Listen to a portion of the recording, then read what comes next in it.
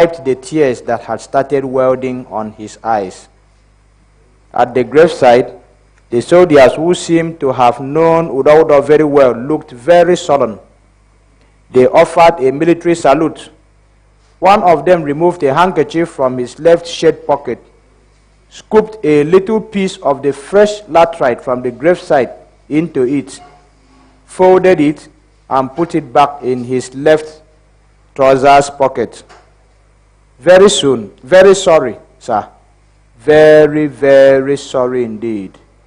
We will report this to our commander. But can you go and show us where this Gagara is? One of the soldiers asked, still looking very sorrowful. I will send someone to go and show you. He sent one of his children to go with the soldiers. Udaudo Efyangasi, the unknown but brave soldier, is resting in his grave unsung and completely forgotten, having received a single bullet as a queer gift at Christmas from Captain Gagara. But he lives in the hearts of those villagers in Ibeikbe who were alive during the ugly incident. I asked many villagers in Ukana and Ibeikbe who were old enough to witness the Nigerian Civil War, and they all told me that Gagara's soldiers committed all kinds of atrocities against the villagers. They raided their farmlands and took their goats, yams, chickens. They commandeered and raped their young girls and even pregnant women. Anyone familiar with the little town of Ikorekbene knows Gagara Hall. Anyone so disposed could say it is a befitting monument to immortalize the name of a soldier. We are not here to question the decision of the authorities to immortalize the name of an army commander, especially one like Gagara, who fought and died to unify the country. Yet, if you ask any villager who lived through the Civil War in these communities, they will tell you unambiguously that Captain Gagara was one Nigerian soldier who probably should have been tried in the International Criminal Court in The Hague for war crimes. For Chief Efyangasi, all he did was to grieve and leave the matter in the hands of Karma. And Karma handled the matter dispassionately and swiftly. 2 weeks after the soldiers from Udaudo's battalion left Efyangasi's compound, Gagara and all the soldiers involved in the murder were killed in combat at Isoi de Mkurung. This small stream was a stiff war front at Ukana. At the bridge just before Afari Korebak, the Esieru de local government headquarters, justice had come full cycle and Karma had taken its pound of flesh. All was not lost. Akpan Efyangasi, alias Mboribo, grew up and became the village head of Ibeikbe. Pius Efyangasi became a teacher and taught me in primary school. He worked briefly as a lecturer at the University of Uyo and the Independent National Electoral Commission. Later, he became the clan head of Ikbenang and the Itai Afenang, the fourth, the highest traditional title in Anang Nation.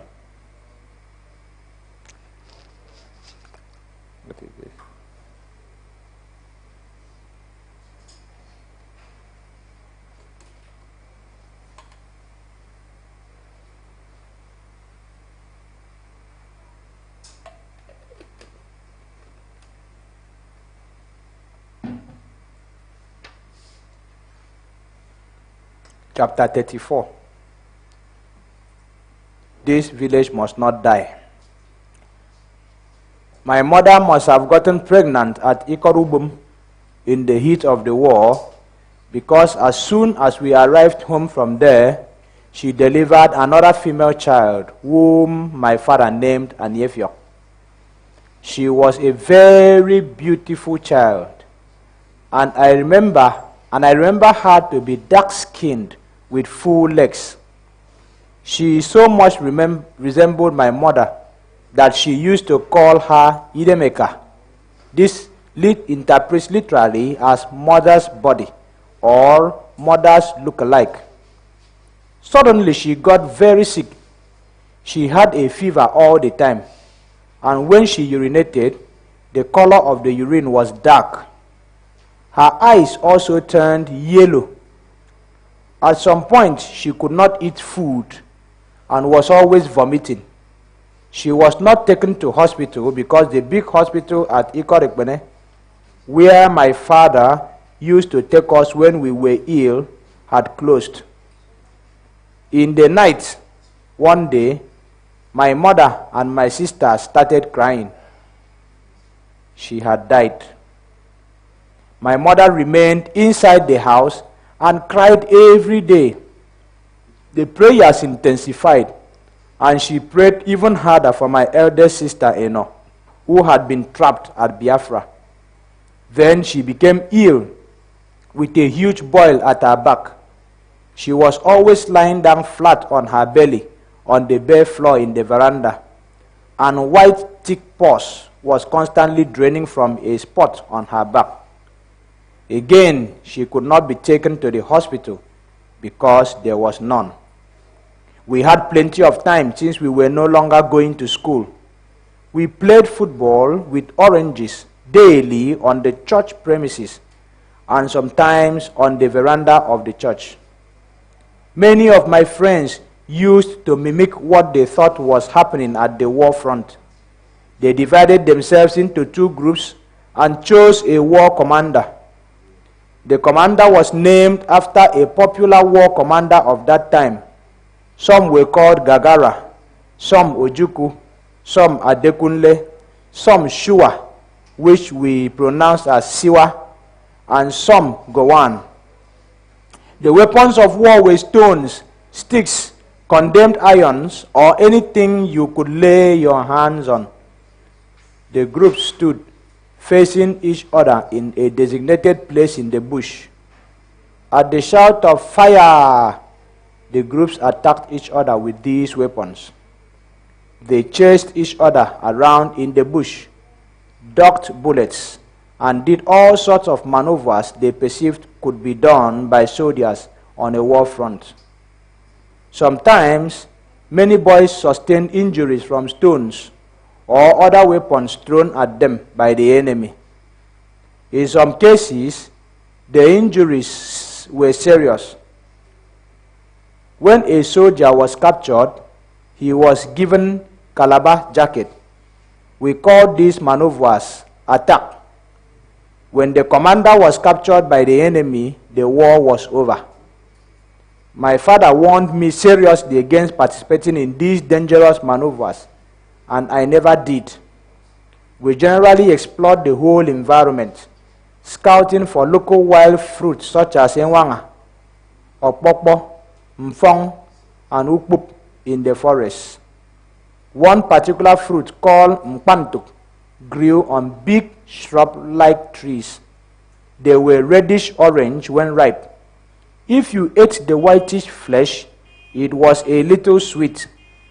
If you soaked gari and drank it some 10 minutes after eating the fruit, the gari tasted sweet, as if sugar or honey were added.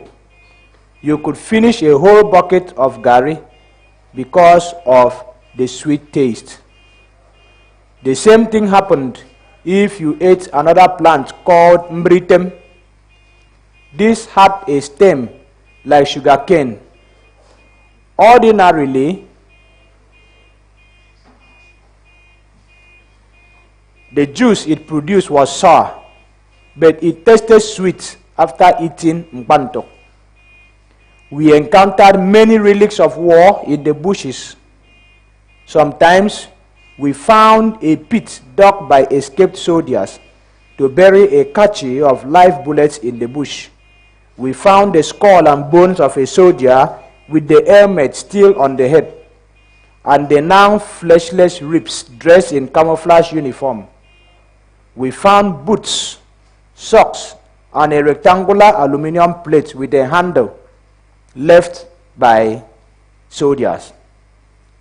We found many trenches dug in rows in the bush with empty bottles of beer and stubs of cigarettes in them. We observed that most of the palm trees had bullet wounds on their trunks. From very far off, we could still hear the sounds of distant ta-ta-ta-ta-ta of rifles, interspaced by booms, boom, from the big guns. Once in a while, the soldiers came back to the church premises with the big gun, stationed it there, drove away people, and fired it all day. When they fired it here with a boom, you heard another distant boom wherever it was directed to fall. Every day, fast airplanes flew over our heads with their roaring noise. Then, after a time, we heard boom, boom, boom, very far off. They said they dropped bombs after Ikorekbene. After this, they took the same route back, still flying very low over our heads. We were kind of living in peace and in war. It was during this period that my father taught me how to sail. He bought me a gallon of kerosene, 2 dozens of matches, and some packets of cigarettes.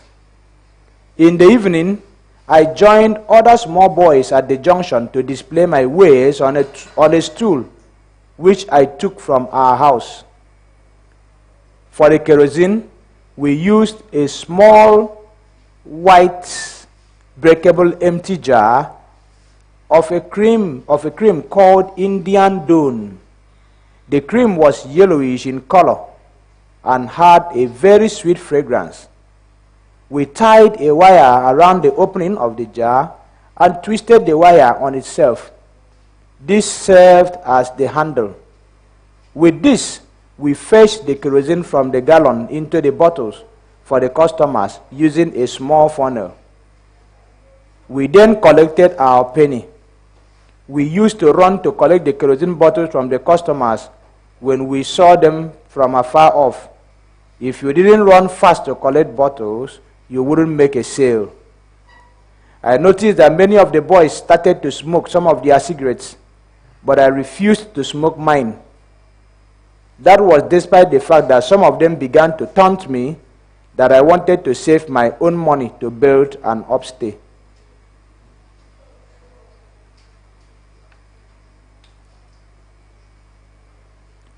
Some of them learned to cheat customers. They melted candle wax onto the bottom of their cups. This brought up the bottom of the cup, reduced its volume, and reduced the quantity of kerosene when the measurement was taken. But they sold this to shortchange and collected money for full cups. When I told my father, he laughed, told me not to do it, but then wait to see what would eventually happen. After some time, I saw that the customers refused to give my friends bottles, even when they ran faster than me to meet them. They took their bottles straight to me. Sometimes they hid their bottles under their shirts, pretending they didn't want to buy kerosene. Then they brought them to me. In time, even parents instructed their children to buy kerosene from Akpanokonuro when they left their houses to buy kerosene. My friends got jealous. Some of them said my father had given me some of the medicine he used to make money. So no one wanted to buy from them. Some outrightly threatened to beat me if I did not allow them to sell. I told my father, and he came out to warn them. Then he assured me that they would not beat me, and I continued. It was during this period that I found out that even small boys also smoked Indian hemp. They used to call it gem, and I didn't know the slang. They didn't want me to know, because they knew I would tell my father. One day, a relation of mine who was one of our fellow traders called another friend and asked that they should go and gem. I watched them disappear into an uncompleted building. After some time, I sneaked in and hid behind a wall, watching as they puffed and exhaled very thick whitish blue smoke from their mouths and nostrils. I looked closely, and what they puffed was not cigarette sticks, but was wrapped in brown paper. Besides, the smoke it produced was thicker. I carefully sneaked back to my trading posts, and was not noticed by them. Where they bought it, I did not know. When they came back, their eyes were red and their eyelids droopy. They sometimes behaved unruly, insulted those who came to buy kerosene, and fought with them. There was a lot of hardship, frustration, and hunger in our once serene and happy village, since people had lost all their farmlands and property to war. This made some of the bigger boys who were beyond the age to run for kerosene bottles get involved in criminal activities. One big boy in particular, whose nickname was Atem Okpa, was a terror in the community and its neighborhood. Atem Okpa interprets something like someone who never dies, even with beating. He lived near Ofiongetok Market. A very handsome man, tall, fair in complexion, and very powerful, he robbed people of their goods in Ofiongetok Market during market days. People's properties were not spared, as he harvested yams in people's farms, harvested people's plantains at night, and stole their hens and goats, especially during market days. He then sold these items in the market. His activities did not stop in the village, as he went to the big town to steal and come back to enjoy the booty and money in the village. He bought plenty of food and drinks for his friends at the Tibetua hotels, and sometimes came with many girls. They drank, listened to Congo music on Radio Santa Isabel, news on Radio Biafra and Radio Nigeria, and talked about the war.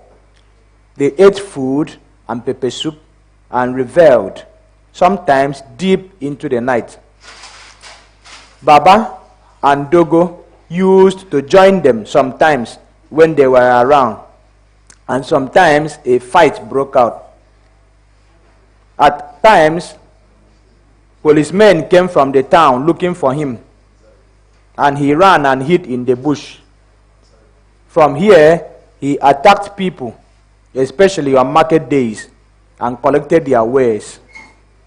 He became so dangerous that even the villagers organized a search party for him. He escaped and went away for many months, and no one knew where he went. After a long time, he returned. He did not steal again, and people were happy he had changed. After some time, however, he resumed stealing, this time with greater ferocity.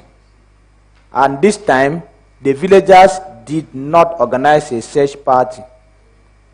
One morning, people who went to fetch water at Idmesi, they rushed back to their houses without getting to the stream. They say they found a large pool of blood on the way to the stream and marks on the road, as if people were struggling. Then the blood marks trailed into the bush, as if the object that spilled the blood was dragged into the bush. They were too afraid to go to the stream to fetch water, and even more afraid to follow the blood trail. Later in the afternoon, news started to filter in that Atemukpa was dragged out of his house by unknown people at night. He was a very powerful man, and there was a very big tussle. It was even said he wounded and nearly killed some of his assailants. Since they were more than him in number, they eventually overpowered him, dragged him to the road leading to the stream, and there they slit his throat. Some villagers who lived near him said they heard loud shouts in the stillness of the night. Ami kebene karo, ami etemukpa ke woromio. Meaning, I am the one being taken away. This is Atemukpa being killed. No one knew how his remains were disposed of, even to this day. But unconfirmed reports said his body was deposited in an anthill somewhere in the village. Great fear enveloped the village, as the village elders decided they must do something to restore the dignity of the village.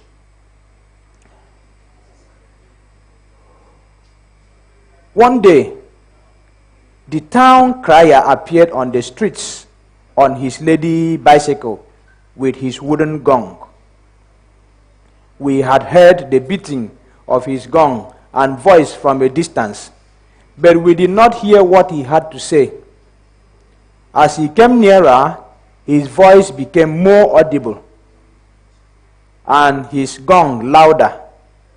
We ran out of the house to see him and hear what he had to say. Boom, boom, boom, boom went his gong. Irong enom pangutongo. Obong irong anauyo. Ate ama den kanika duob uba kosen mpong. Ya ukere we anwa isong. Kenye sitipekirong o, he announced. Meaning, everybody listen. The village head has sent word that at 10 o'clock tomorrow morning, everybody should assemble in the village square because something very important has happened in the village. Boom, boom, boom, boom. And he moved to another location and repeated the same message. At mid-morning, the following day, my father held my hand, and we walked briskly to Anwa Taesien. The village square was filled to capacity with men, women, and children, all eager to hear and know what had happened in the village. The village head and members of his council were seated on bamboo benches. Irong ma, the village head intoned. Iya, the crowd replied. We shall not spend a lot of time here because it is not good during this wartime. A war aeroplane may pass by, and if it sees a crowd, may drop a bomb, he said. As soon as he said this, people looked at each other. Many panicked, and some even started sneaking out from the back of the crowd and going away. I am not saying that an aeroplane is coming, but we must be cautious. Many things have happened in this village since this war started, especially since we all returned from the different places we ran to. He looked inquiringly at the crowd as if he expected someone to say something. Irong mama, oh, yeah. Then he continued. When the refugees were here, no tradition was observed again. People entered where human beings were not supposed to enter and broke all the injunctions we were born to see. If you observe, Readmania is no longer producing water as it used to. Even all the frogs we used to enjoy have disappeared. Our palm trees are dying away. If you tap a palm tree today, you no longer get the same large quantity of palm wine that we usually took for granted because people sell and women now drink palm wine on Urwabum Day. Many people in the crowd, especially the men, were nodding their heads in agreement. Some just murmured to themselves, while others whispered into the ears of their neighbors. The crowd was becoming unruly. Irongma, he intoned again, yeah. The worst aspect is that stealing has become the order of the day in a village where no one stole. No one owns a hen or goat again because they would be stolen. There is another dimension. Just yesterday night, people went to teacher Ebenne's house at Ibam in the night with guns, threatened him and his family, and stole his money and property. Again, he surveyed the disapproving expression on the faces of the villagers. The murmuring in the crowd grew louder. People looked at each other in wonderment. They had never heard this story. They had heard this story for the first time in the village. It had never happened before. They pitied Titia Ebenne, a long-time teacher in the community and a very kind and industrious man. His real name was Ambrose Edith, and he taught in our school. He used to take us in CCD at times, and when Etemudoko was not there, he took us through the rosary during morning prayers in the church. Everyone loved and respected him. The villagers had given him the fond name of Titia Ebenne, which interprets roughly as grandmother's husband. People sighed loudly and many folded their hands, while others snapped their fingers in shock. We cannot fold our hands and look at these things. Now that the rain is drizzling, the rainmaker should not allow it to turn into torrents before he speaks. We must do something. This village must not die. Many people in the crowd shouted. The murmur of approval was very loud. Everyone agreed that something must be done. He allowed the murmur to run its course and subside on its own. Then he continued. To stop all these things and return our village life to what it used to be, we met and took some decisions. Should I announce the decisions that the village has taken? Everyone shouted in unison. The murmuring among the crowd was now deafening. Irong Mao, yeah, the reply was thunderous. First, we will have to offer the necessary sacrifices to the gods to appeal them. This will cost money. Thereafter, the village will select men to mount guard at night so that all intruders will be intercepted on the road. We shall all contribute 2 pence to buy the things they will use during such night watch. All parents are to warn their children against stealing. But we have decided that everyone in this village must swear to an oath against stealing. Most importantly, anyone caught stealing will disappear. All of us have to swear to an oath that if any relation of ours disappears, we will not look for him. At this point, the crowd became very unruly. Some people shouted no, while others said yes, nodding in agreement and talking excitedly among themselves. One man raised his hand to speak. The village head was about to grant him permission to do so when one of the village council members stood up from his seat to whisper into his ear. The village head asked the man to sit down. Council members excused themselves to step aside and put their heads together. When they returned, the village head announced that the money was to be paid the following Abo market day, and that the oath would also be sworn on that day.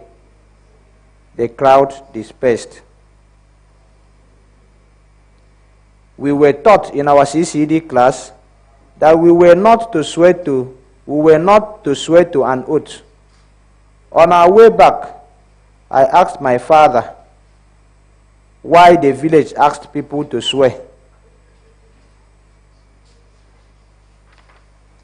He smiled and said that was just the decision of the village. Why they decided so, he did not know. Will they ask me to swear? I asked. Yes, he answered. I will not, I said very firmly. He laughed. Why? He asked. We were taught not to swear in our CCD, and he laughed again. Many people went there and swore to the oath on the appointed day, while some did not. Despite the oath, the spate of stealing continued unabated in the village, even as the war raged ferociously far away.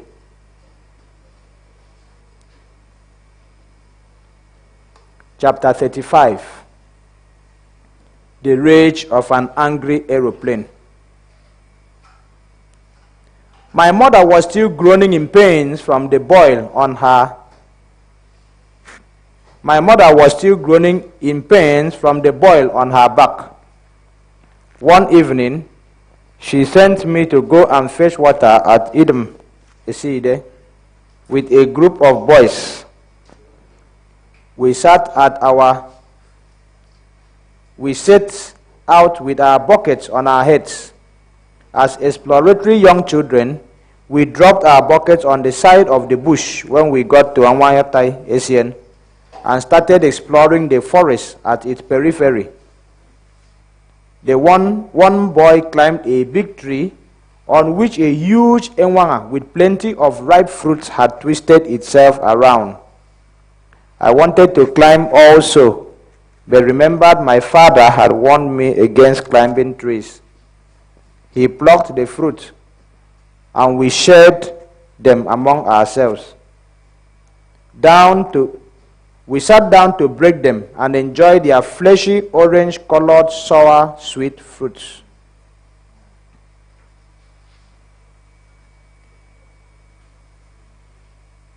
Before long, as we were eating, two aeroplanes emerged from oblivion and roared very low over our heads. They were painted with army camouflage colors. We did not particularly care about them. We had become used to these low-flying aeroplanes flying over us every day, and sometimes even twice a day. As usual, they disappeared. We did not hear the usual boom, boom, boom sounds of the bomb they usually dropped far away. Then, within a short time, they reappeared. We thought they would disappear into their return route, but only one went, while the other one started cycling in the sky above us. We followed it with our eyes around the sky. It circled the first time slowly, then it circled the second time. After it circled the third time, it came down as if it was falling out of the sky. Again it went up swiftly. We watched as two round objects fell out of its bottom, and within a short time we heard two deafening bangs like thunder. We scattered and ran in different directions in the bush. We were told by soldiers that if there was a bomb, we should take cover or lie down far away from buildings. In the bush, I lay on the ground while observing the aeroplane still circling above my head. Its roar was very terrifying. I saw very thick black smoke emanating from the ground far away, and the smell of gunpowder filled the air. I thought the aeroplane would go away immediately, but it did not. Instead, it continued shooting guns everywhere while cycling overhead. Ta ta ta ta ta ta, ko ko ko ko ko ko ko ko, pam pam pam pam pam, boom boom boom boom boom. The guns went. It flew very low over our Tayesian where we were. And things fell on the leaves of palm trees, brambles, branches, and leaves of other trees in the forest, as if large stones were thrown from the sky. The temptation was to stand up and run. But where do you run to? I lay still on the ground, shivering, and started praying the rosary the way we prayed in the house and the church. Though I could not say all the verses accurately, I continued mumbling those verses I could. After a long time of cycling and angry shooting, the aeroplane suddenly went away in a frightening roar as if it were pursued. I lay there for a while on the ground in the bush and closed my eyes until I heard the voices of my friends calling my name from the main bowl of the village square. Then I got up. We were all so confused as we did not even remember where we kept our buckets. One of us pointed in a direction and we went there and took them. There was no more climbing trees or eating fruit. We did not go again to fetch water from the stream. Since all of us came from homes around the junction, we moved from the village square on a small footpath leading us to the main road we called Usongdon. It was the big road that led to the junction and the front of our house. We emerged near the house of one Fabian Edem, whose first son, Joseph Edem, later became a reverend father. From there, we started moving towards the junction.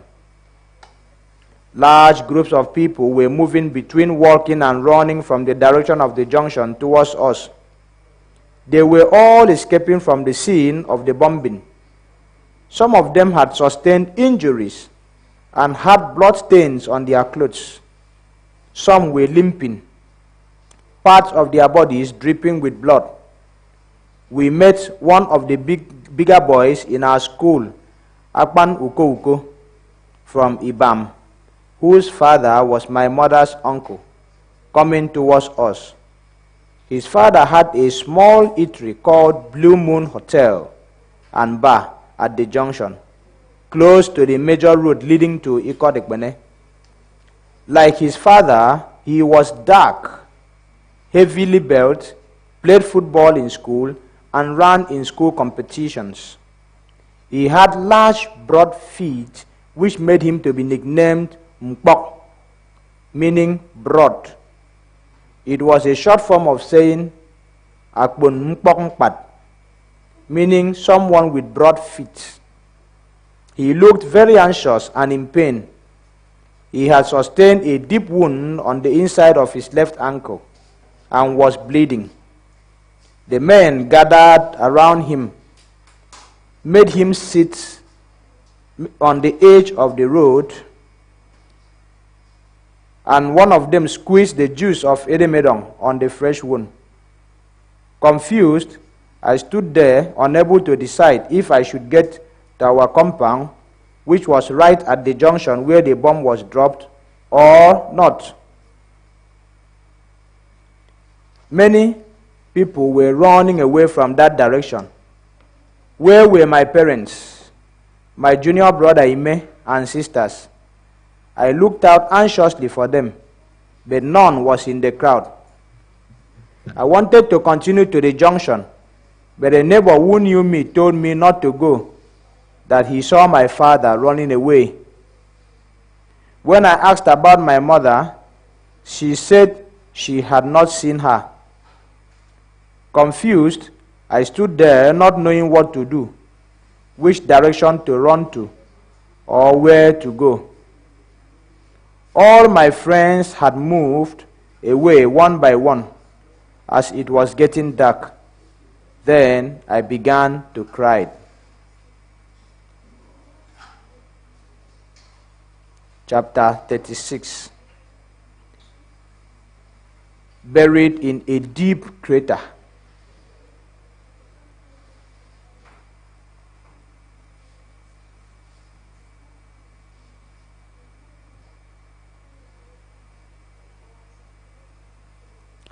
An idea occurred to me, and I suddenly stopped crying. I had to get to my grandmother, Nwaido. Her house was a little far removed from the junction. Still frightened, I retraced my steps in the direction of Anwa Tayesien. By now, I was very hungry, since I ate last in the morning.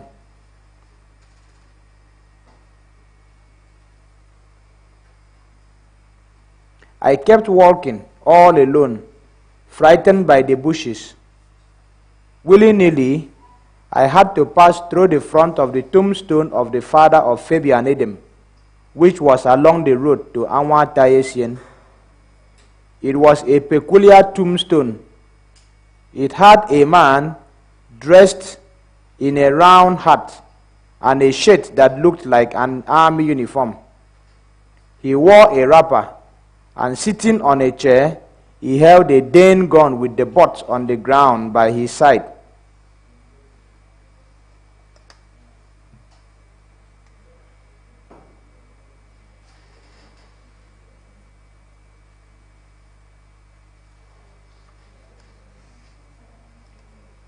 There were many such tombstones in our village. On their tops as well were effigies of the dead, often seated, and many carrying other objects in their hands. These objects often depicted a trade or a profession. It could be a knife, a hoe, or an umbrella in the case of the female. If the child of the deceased was a craftsman, a mason, or a teacher, and had the means, like in the case of Fabian, the tombstone could be painted in many brilliant colors and very heavily decorated. Always, I had severally walked past the tombstone of Fabian's father with my friends, while we went to fetch water from the stream, or with my father when we went to the village square to watch Ekong, Unwaekpo, Abiakpo, and Utuekpe. Ekong was a beautiful multicolored mask with beautifully carved small wooden toys interspaced with neatly cut pieces of glass and flowery clothes tied on the sides. Abiakpo was a masked man, also beautifully dressed, walking on long stilts, while Utuekwe was also a masked young boy, tied to a firm rope that ran on a local system of pulleys on two Y-shaped slender tree trunks. When these ropes were pulled from behind the curtain made with local palm fronds, the boy was lifted up by the rope. He rotated and turned as he was pulled up, and sometimes stood on a board set between the Y-shaped tree trunks to perform all sorts of breathtaking, dangerous maneuvers to the admiration of the local audience. I had never walked past it alone before. Today, as I approached it, I felt it might stand up to pursue me or shoot me with his Dane gun. When I got near the tombstone, I broke into a run, looking behind my shoulder intermittently as I did so in case it had stood up to pursue me. I sprinted a long distance from the tombstone on the lonely road, and when I was certain no one was on my trail, I stopped. I also broke into another run when I reached the village square, in case the Kainang stood up to pursue.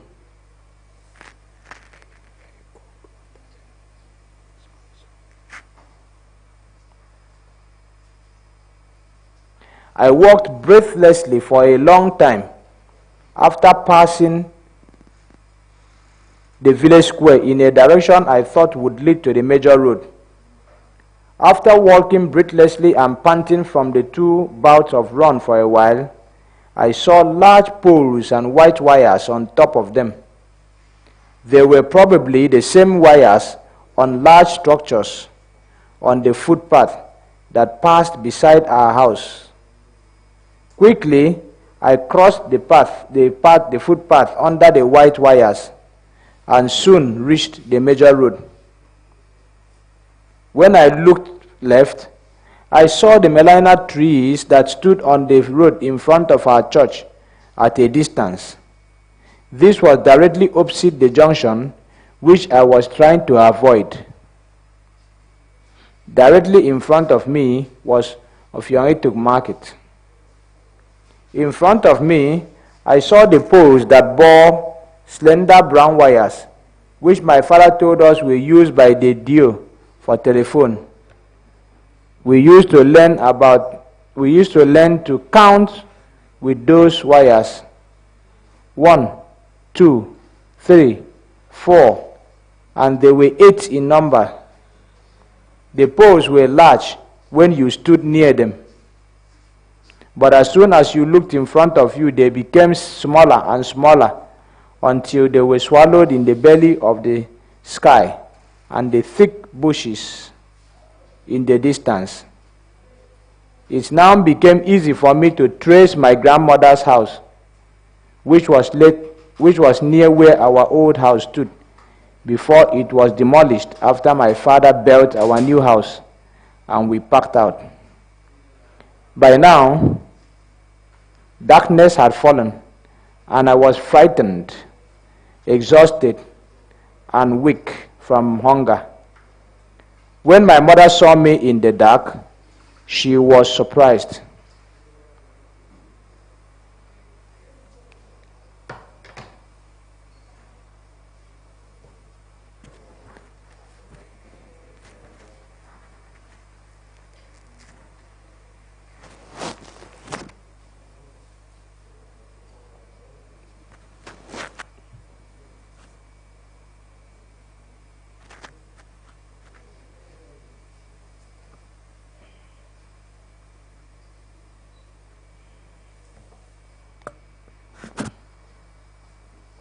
Pong Pong, how did you escape and get here? Thank God you are alive. Where is Uko? She asked, holding my left hand. Uko was the pet name she gave my father. I have not seen him, I said, as I slumped wearily on the bamboo bench on the veranda of the house, thoroughly tired, weak, and very hungry. He came here immediately after the aeroplane left, looking for you. He said you went to the stream to fetch water, and they have not seen you since. Sit down and let me prepare food for you. After eating, lie down here and sleep. I will go and tell your father that you are here, because he will be disturbed if he does not see you, she said, and went into the kitchen. I barely managed to eat the gari and okra soup that she brought, and I was soon snoring. As I walked with my father through the junction that morning back to our house, I was shocked at the damage wrought by the angry aeroplane in such a short time. We saw a small group of people standing with folded arms and long faces around the edge of a large crater.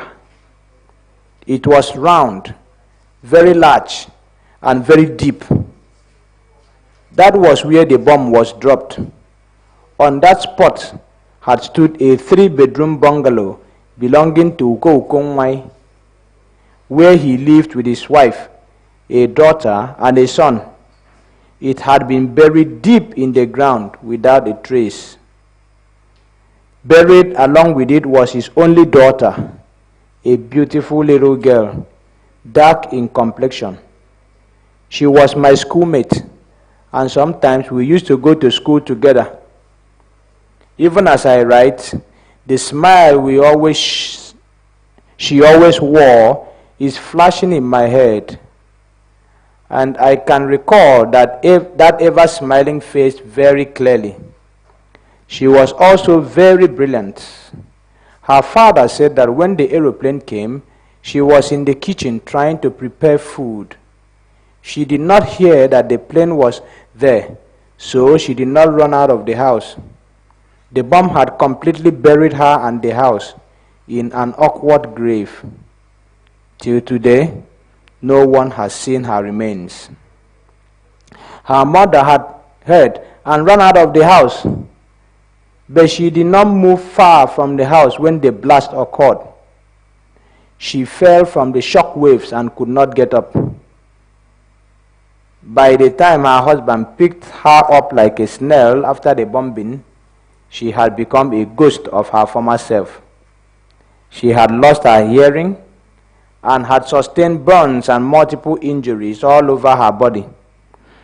As there was no hospital, she could not be taken anywhere. Over the next few weeks, thick white pus was exuding from her ears. Her legs, arms, and face were messy with wounds and smelling. She cried and lamented all day, using pieces of rags to clean the pus from her ears. She walked around the street in that pitiable state for a long time.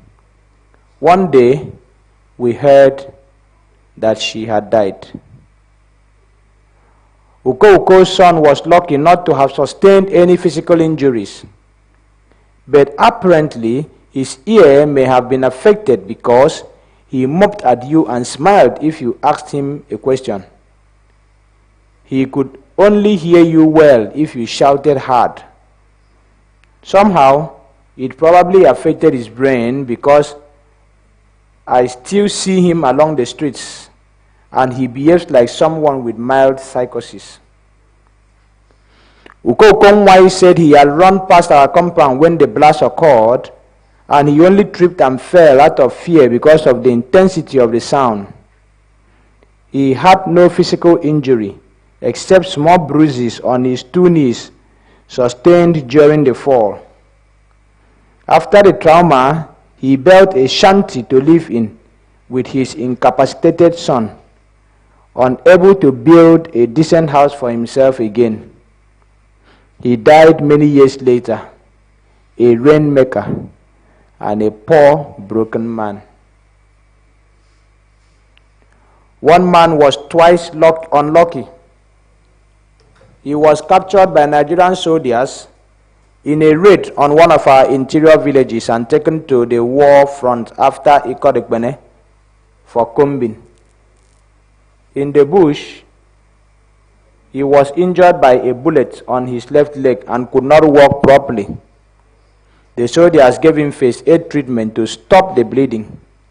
Since they had considered the injury not serious enough to warrant close medical supervision in their camp clinic, they returned him to the junction and left him there. He crawled to sit in front of a shop belonging to Etemuroko at the junction, just beside Uko's house. He was killed outright in the blast.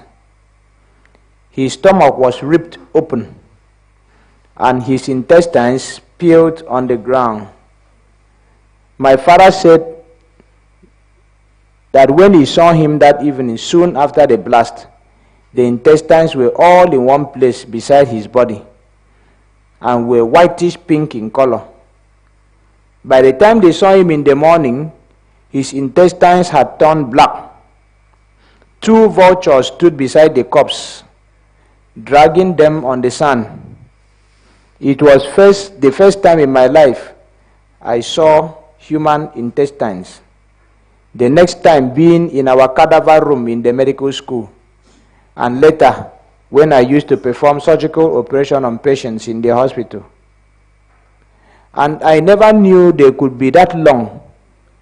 By the evening of the same day, a group of people said to be his relations came from their village with a coffin and packed his remains away for burial. Seeing all this violence charred my young mind, and I felt very nauseated. In our house, which was some 3,000 meters away from the blast site, what remained of the destruction caused by the invading Nigerian soldiers was finished off by the vibration caused by the bomb. All the ceiling boards in all the rooms and the parlor were broken and fell to the ground. The frosted glass window panes on the windows were all broken. The walls cracked heavily, and everywhere we found pieces of iron and sharp nails on the ground, probably thrown by the ravaging aeroplane. My mother was still lying on the floor at the back of our house, moaning as pus exuded from her back. She said she could not run out of the house because of the pain, but could see the aeroplane when she managed to stagger to the back veranda where she lay after the blast. It was a very close call indeed, because if the bomb had dropped on our house, she would have been buried alive like Uko's daughter in an unmarked grave. In the evening, my father said I should go to my grandmother's house to sleep for the night. I do not know why, but I left the house and went through the path below the white wires beside our house, which we called Afausong. I passed through the front of the house of Jacob Udoko, whom we used to call Eteba. Eteba. He was a big-time trader who had settled at Aba since his youth, and who introduced my father to the articles trade. At the outbreak of the war, he sold some of the property he had acquired at Aba, bought a bus which plied the road, carrying passengers between Ikotekpene and Uyo, and relocated to his house in the village. He was conversing with two women, describing how he escaped being killed, and I stood to listen.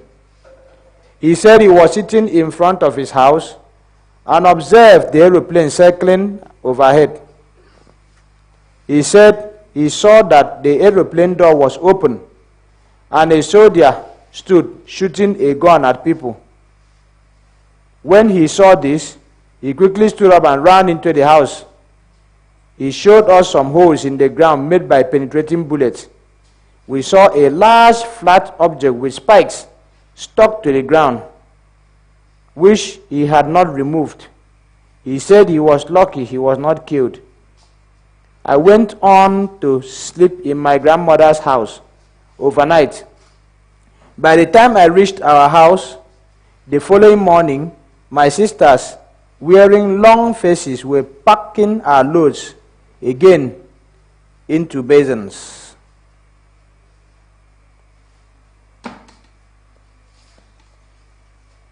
Chapter 37. I want to go back to school. We left our house once again with loads on our sisters' heads that morning and entered Usongdon. Inside my mind, I was very disturbed. When would all this suffering, the killings, and constant moving of house to a strange place away from home end? When will we return to school?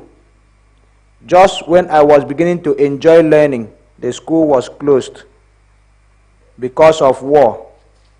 And just the other day, before yesterday, we were nearly killed in the bombing. Who will end all this madness? We did not move a long distance before I felt very tired and depressed. I just trudged along disinterestedly. I carried no load, but I was feeling very heavy in the head. I was tired,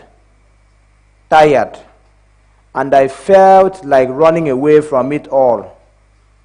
My father was almost propping my mother along. I wondered how she would walk with that long distance if we went far, like the first time we ran away from home to Ikorubum, because of this very war that would never end.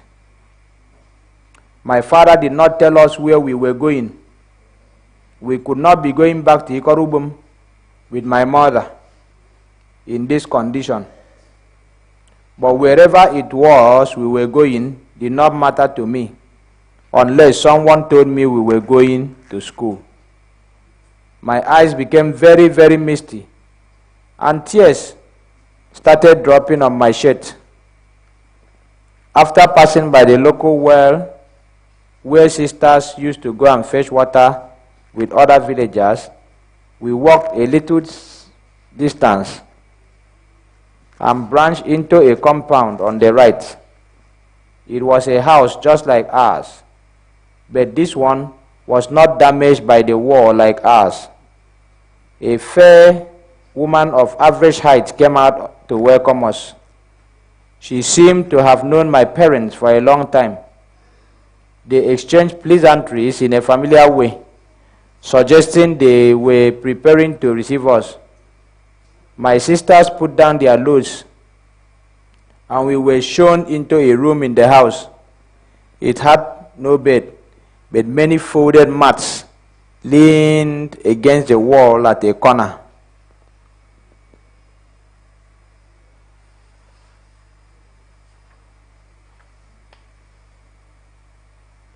There was a small table against the wall and two wooden chairs facing each other beside the table. It did not take long before a dark, stocky man entered the compound from the main road. I had seen that face before. He used to come frequently to our compound, and sometimes my father went to Aba with him.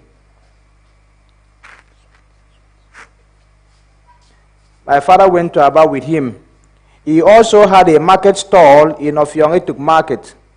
Sometimes, when I was there after coming back from school during a market day, my father sent me to his stall to collect an item we did not have in his stall.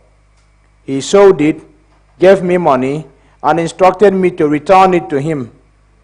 They seemed very friendly. They used to call each other Enabuta. I did not know what that meant. He was a very outgoing and jovial man, always singing one song or the other, interspersing them with loud whistling. Some of these songs he composed by himself. His real name was Udo Ekpo. As soon as he saw us,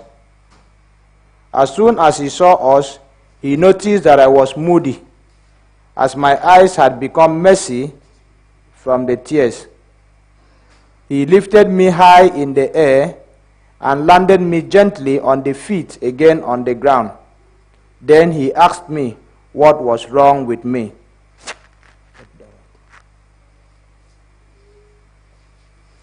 I want to go back to school, I replied, and I started crying. He laughed loudly, held me by the hand, and took me to his room. He consoled me profusely, using his hand to wipe my tears. He then told me school would resume. When? I asked him, the tears still falling. He wiped my tears again. Then he told me he did not know, but he was sure I would return to school because the war would soon end. He took a large piece of stick of fish, he took a large piece from a stick of fish that leaned against the corner of the room and put it in my hand. I took it, but did not put it in my mouth. I did not even bother to say thank you. That was not what I wanted. As I left his room, he looked at me, and his eyes also became misty, and he sighed. I handed the piece of fish to a small boy when I went outside, sat in a corner, and thought about school. School, I had tried to recall some of the songs that our teacher, Udo Uko, used to teach us in class. Abang atong ken sole tau abang abang, meaning what letter does the pot abang start with? Abang abang. He composed the same vowels for all the same for all the vowels. Ibut good, ikang fire, owo human, ofyong moon, unen hen. Then I stood up, took a bunch of brooms, and removed a broomstick from it, and broke it into a small bit. I broke it to the same length our teacher had made it for me on my first day at school, when my father sent me to start Umebiong. Then I squatted on the ground and started writing and cleaning the letters on the ground, as Udo Uko taught us in school.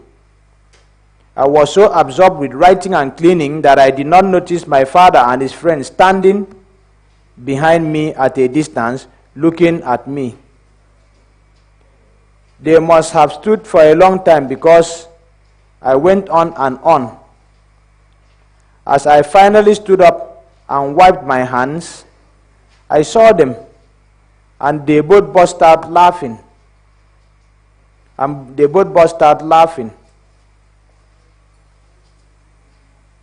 The following day, my father brought me a piece of chalk and a slate. It was not as good as the one that was stolen, and I did not know how we got it, but I was happy. In retrospect, my father must have thought that our continuous living at the junction during a raging war exposed us to grave danger, which could lead to death. Our house was on a flashpoint, smack at the junction where everything good or bad could happen. It had served as a command post for army officers when the Nigerian soldiers invaded. A bomb nearly hit it. In fact, from the air, it must have been the target of the jet fighter because the house that was sunk by the bomb was similar and was just a stone's throw from our own house. My father had therefore thought we had to relocate before any untoward incident could happen, and the jet fighter could come back. I confirmed all these fears from him as an adult. Life in Ikorobong Ikpe, which was part of our village, was fun, except that we always had to run out of the house into the bushes when we heard the telltale sound of the aeroplane from a distance. We were all afraid that it would drop a bomb again, but it did not. Instead, we only heard the boom, boom, boom when they dropped it somewhere else. Later, we were told that the bomb that was dropped was an error on the part of the pilot. He was briefed to drop the bomb at Ikpe-Ikonkon, which was a war front at that time. Instead, he dropped it at Ikpenang. If that was true, then it was really some error indeed. The children of my father's friend became my playmates. Moses Uraigbo was as jovial as the father, but his senior brother Joseph was quiet. Was quiet like the mother. There was also Augustine Etimura, who was a bigger boy, and Clement Dunstan, whom we were in the same school. We roamed the streets, played together in the moonlight, and searched the bushes for wild fruits. We waited endlessly under one big akana tree that stood nearby on the road for the pots to burst. At the sound of "bah," the seeds scattered in all directions, and a pot could contain up to 10 seeds. We ran and struggled among ourselves to pick the seeds for our mothers. They cooked them, sliced them into pieces, put them inside bottles, added a little water, and left them to ferment for a few days. The fermentation produced a special kind of foul smell, but when cooked with added ingredients, it tasted very delicious, with roasted cocoyam, plantains, yams, or boiled cocoyam. We call this special type of sauce awere. The following day, your fat becomes very foul smelling. We also waited under a nearby rubber tree to struggle for the seeds when they burst. Just like akana, the seeds were like small pebbles, brownish in color, with whitish marks all over, making them look very beautiful. The seeds were not edible, but we used them to play nsa, throwing them into the air in turns and catching them back. We learned to make brooms from palm fronds using a pen knife to scrape the fronds clean. When we scraped plenty of it, we tied them together using a strong rope, and it became a broom. Sometimes we sold them for penny, and I used the money to buy kerosene, which I sold for more money. My father did not allow me to go to the junction again to sell, in case the aeroplane came with its bomb. So I sold it in front of the house where we lived.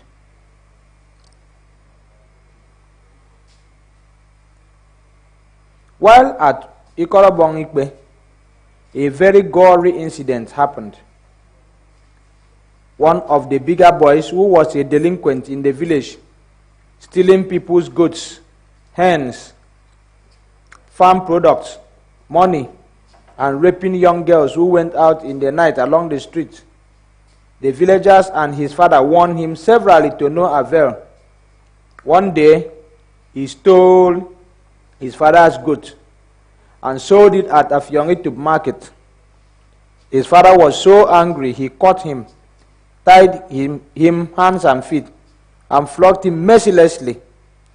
He did not stop there. He went inside the house, brought out a sharp machete, and slit his throat.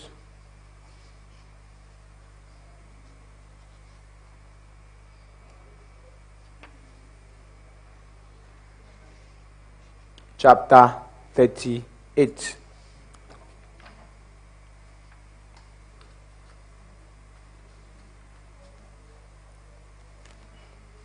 The aeroplane with the peace bomb.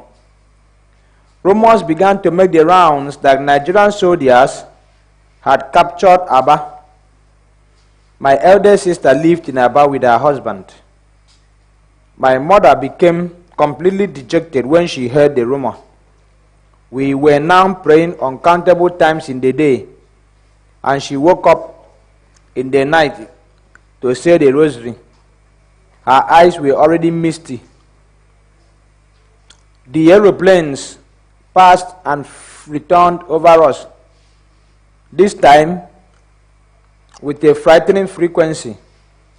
And each time they passed, we scampered into the bush.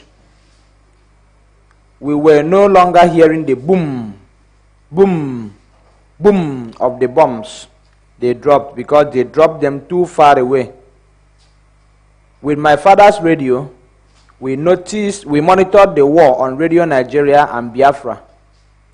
While Radio Nigeria said the Nigerian troops had gone beyond Aba and were moving into Owerri, the heartland of the enemy territory, which they refused to call Biafra, Radio Biafra said that the gallant Biafran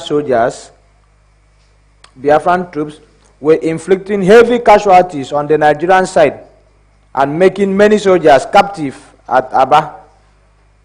It said that Russia had declared its support for Biafra, and with this, very soon, the Biafran soldiers would take over the Korikbene again and pursue the enemy beyond the sea into Cameroon. No one knew the true situation with these conflicting reports. Even Igbong was no longer seen. Obviously, he could not strike a rapport with the new set of soldiers who had replaced Baba, who had died, and Dogo, who was wounded.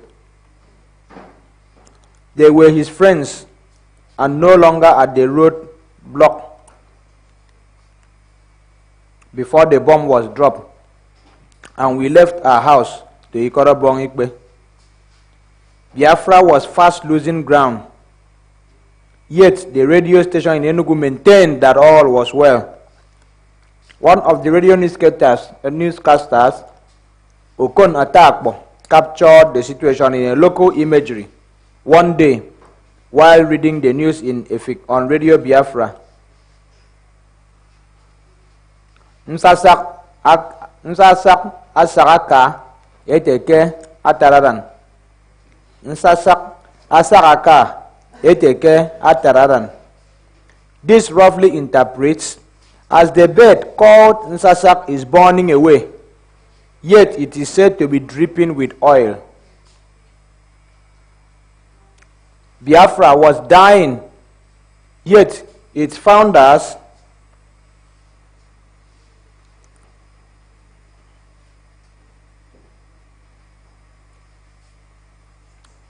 were saying it was very healthy. It was rumored then that the Biafran authorities got him suspended when this was interpreted to him. The cat came out of the bag on its own suddenly one day. My father never left his transistor radio, even for 1 minute. Radio Nigeria said the Nigerian soldiers had captured Enugu and Owerri, and Ojukwu, the rebel leader, had escaped into exile from Biafra. It said he had handed over command of the army to General Philip Effiong, his deputy. Biafrans, on the other hand, said General Ojukwu had left Biafra the previous night in search of peace, while General Effiong would act in his place as the new commander-in-chief of the gallant Biafran forces. My father, who was always interpreting what was said to us,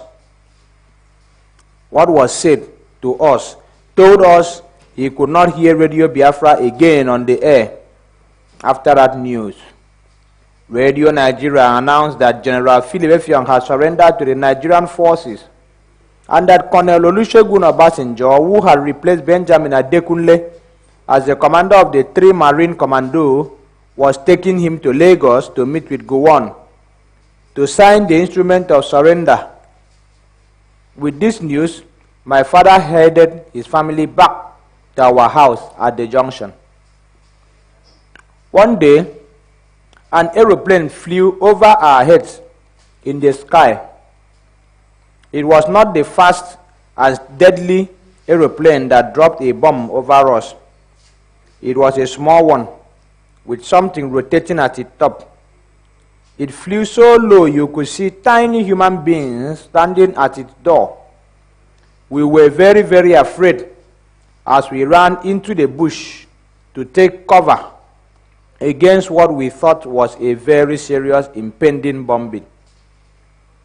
When it started throwing things out of its bowl, we all nearly froze where we were taking cover.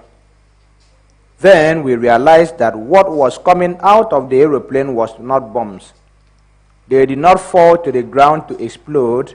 Rather, we saw pieces of paper flying everywhere and dropping on the ground. My father and those other adults who could read picked some up. They read and said it made that long-awaited announcement. The war had ended and we should all return to our homes. My father and the other adults talked excitedly and shook hands. Everyone seemed to be excited in the village. People came out of their houses and stood in groups, discussing the end of the war with excitement.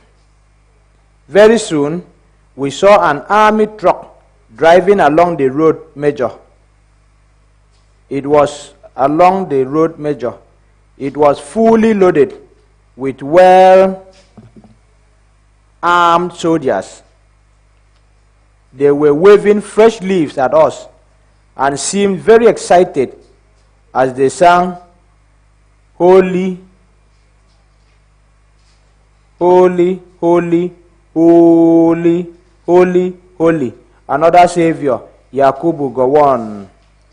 There was general excitement as children, women, and men rushed out of their houses, shouting and waving at them as they drove around the streets. I just sat on the veranda of our house, looking at them, when I eventually came out of the bush. But I felt unhappy. I felt happy and hoped that at last all the madness and confusion caused by our adults, who were supposed to be protecting us like fathers, but were killing us, would end. When will we return to school? I asked my father when he returned to the house. He laughed and laughed and laughed. "The war has ended. Don't worry. I will go and ask your teacher," he replied. Later, he told his friend Enabuta, who had come to visit us, what I had asked him, and they laughed again. The Search for the Lost Sheep, chapter 39.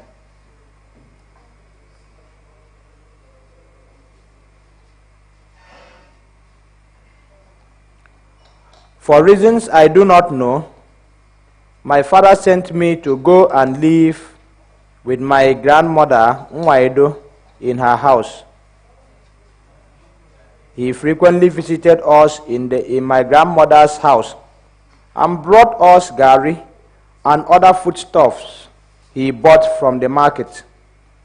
His sister also sent one of his children, Efyong, to live with us. Efyong used to go to their house near the stream, to bring dried frogs his playmates harvested from the pits they dug around the stream. We savored them, sometimes soaking them in atong utasi. On the first day he brought it, I just broke one and stuffed it in my mouth.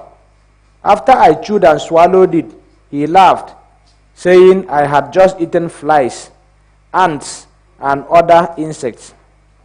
I looked at him foolishly, not understanding what he meant. Then he told me I should have opened the belly of the dried frog to remove the residue before eating, that they ate flies, ants, and other insects. I was angry and reported the mischief to Grandma, who called him to reprimand him. Then she laughed and told me not to worry, since our people say that "Nong idibi yak adi yak," meaning that the maggot in the belly of a fish is fish. While living with her, I got sick with fever. My father brought some yellow tablets in a metal can and gave my grandmother to give me one tablet daily for 3 days. The fever subsided the second day, but she continued giving me the tablet every day. After about 1 week, my eyes became blurred and I could not see properly. I reported it to my father when he brought us Gary in the evening. He asked my grandmother if she had stopped giving me the medicine, and she said no. He just sighed and took the can from her. It was a narrow escape. In medical school, we were taught that even normal doses of quinine, the yellow tablet she gave me, causes vision problems, and long-term use could cause blindness. My father was no longer going to Aba, but had started trading with whatsoever goods he could lay his hands on, which he bought from Uyo, and sometimes from Ikorikbene, to sell in the local market. He bought wrappers and began trading on palm oil. He was no longer harvesting any palm fruits. Most of his palm trees had been hit by bullets. Some of them died and fell on their own, while the palm tree climbers refused to climb those with bullet wounds. They feared that the palm tree might break while they were on top, and they might fall and die. It had actually happened in a couple of cases. My grandmother became very weak. She had a severe fever, lost her appetite, and her eyes turned yellowish. She was taken to the house of one man who lived near our school to receive treatment. My father took me back to the house, and mother used to prepare food for me to take to her while I went to school in the morning. When I took food to her one morning, the man told me to return the food to the house. I went back to the house with the food and gave it to my mother. My father asked me why I had to return the food, and when I told him, he started crying. I did not know he was crying. He took me to Grandma's house, packed my few clothes into a raffia bag, locked all the doors, and we returned to our house together. Then he told me that Grandma had died.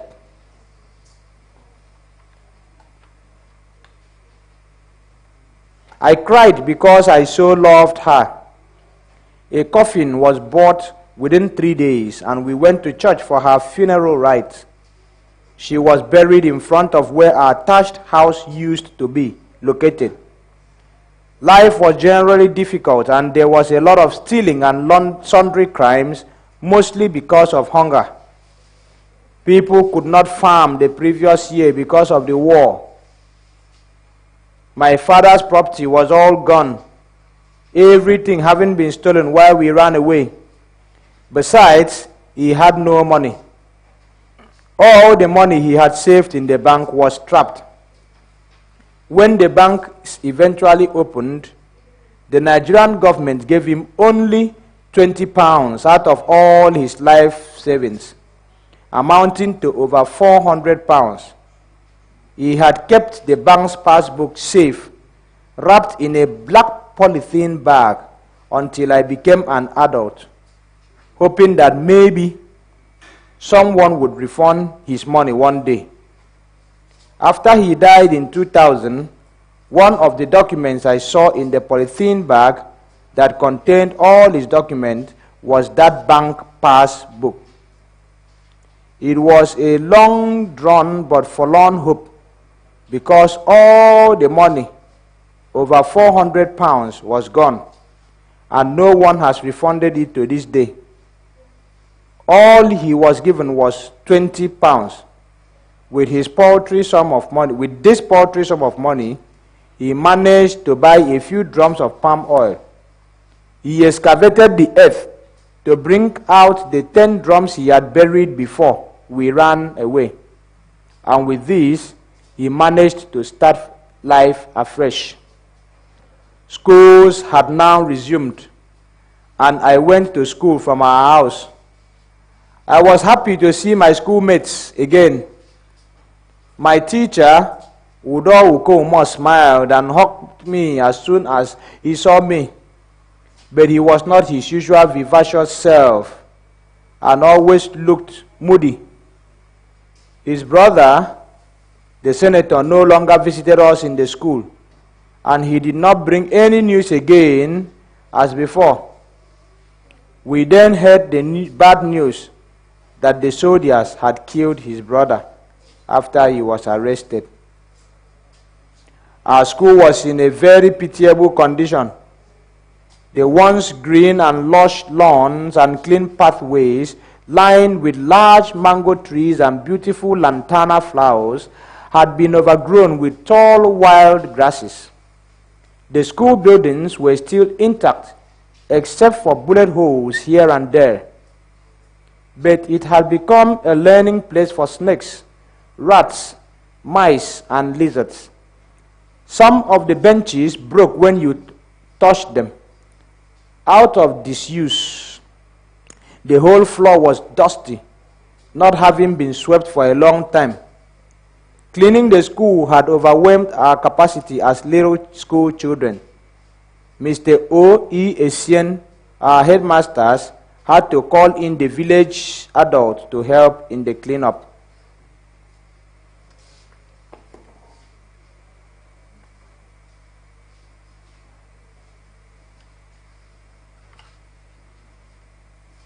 For many weeks, there was no learning. The teachers had no chalk to write on the blackboard or dusters to clean them. We just went each day, prayed in the assembly, roamed and played football until midday, and we were dismissed. But gradually, the cleaning was completed, and we began normal school life.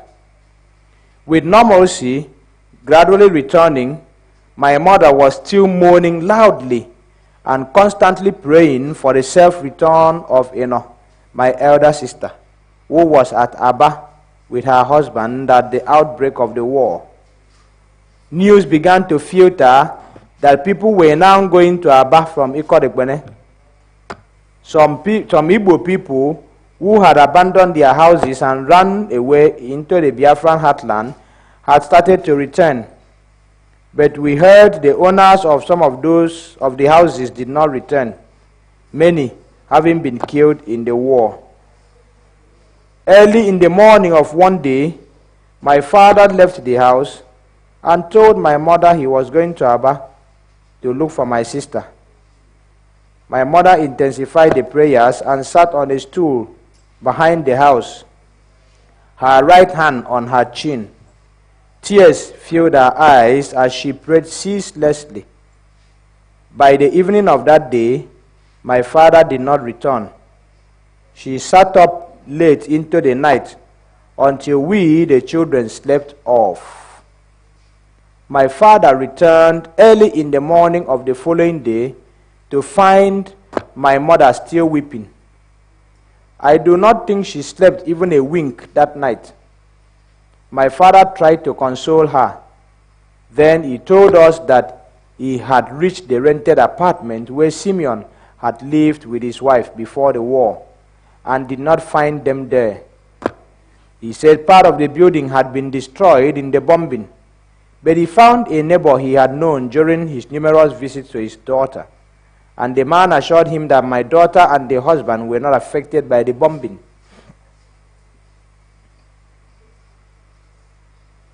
When the Nigerian soldiers entered Aba, everyone had to run in different directions, and he had not seen or heard of them since.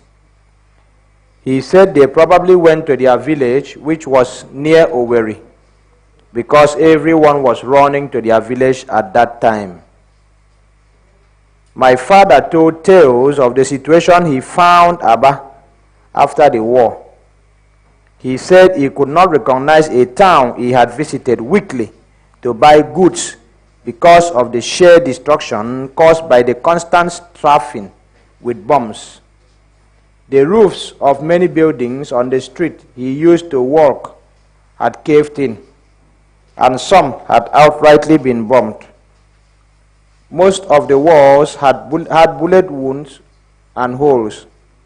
The streets were virtually empty, save for a few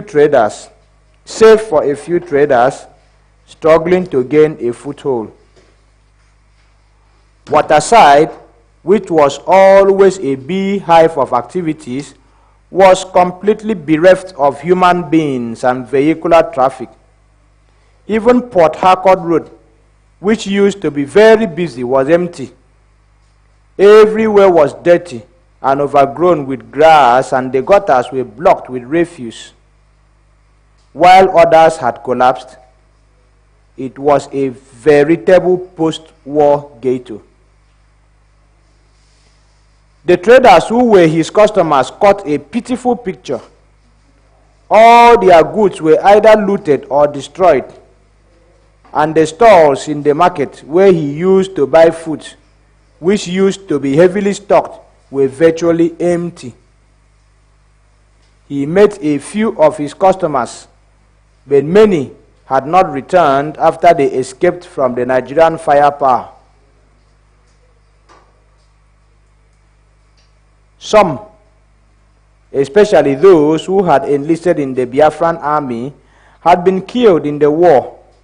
Just like my father, the Nigerian government had given the Igbo traders who had lost their money in the banks in millions of pounds just 20 pounds, irrespective of how much money they had deposited before the war. There was a serious shortage of goods and cash. The traders themselves were wearing dirty and worn clothes, some of which may have been on their backs for a long time without being washed, since there was no more soap. Without seeing his daughter or her husband, and not being sure of their fate, my father returned home a dejected person. Even more dejected and very despondent was my mother. She did not seem to believe my father's story that her daughter was not affected by the bombing. She believed that she had been killed and that my father was just trying to hide the bad news. She wept even more profusely.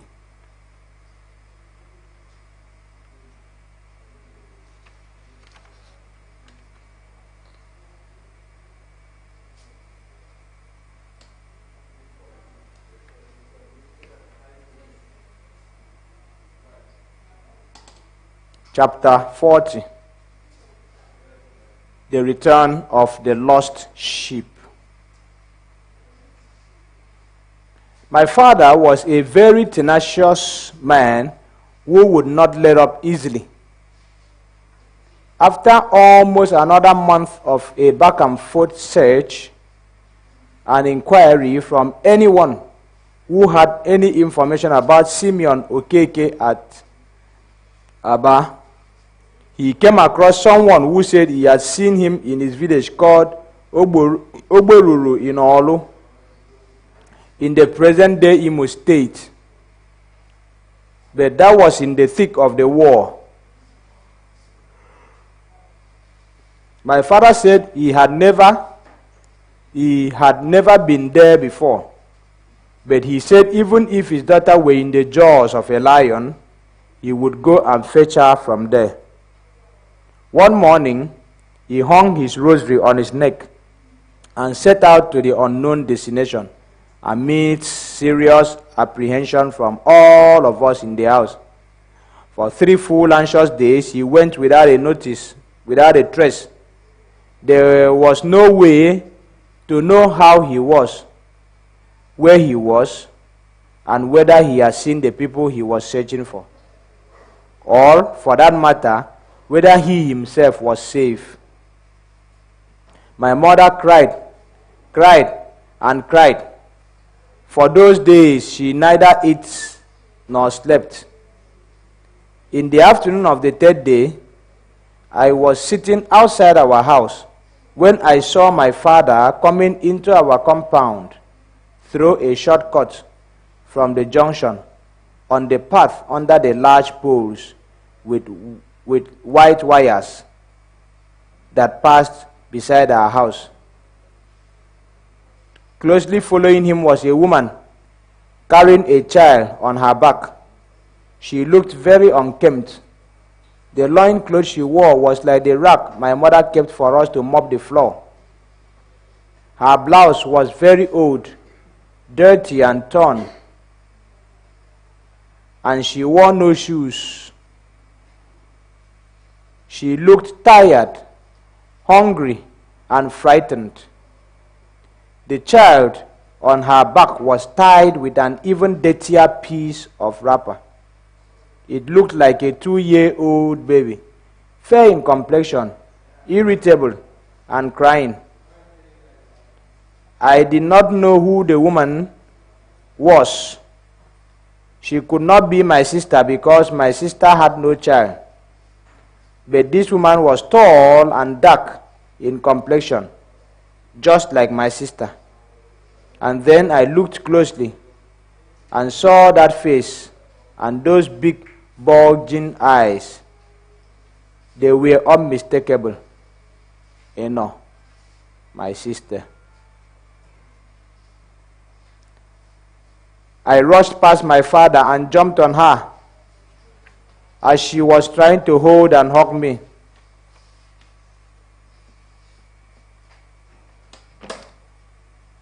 I left her suddenly and ran to the back of the house where my mother was lying down on a mat, weak and weeping. Ma, Eno is back, Eno is back, I shouted, pulling at her right hand from on the ground as if I could lift her up. She sprang suddenly to her feet, jumped past me like a lion, and dashed outside, holding her wrapper which was threatening to fall from her waist. Quickly, she tied it back as she was running. She held and hugged her daughter, took the child from her, and started crying. Eno also cried.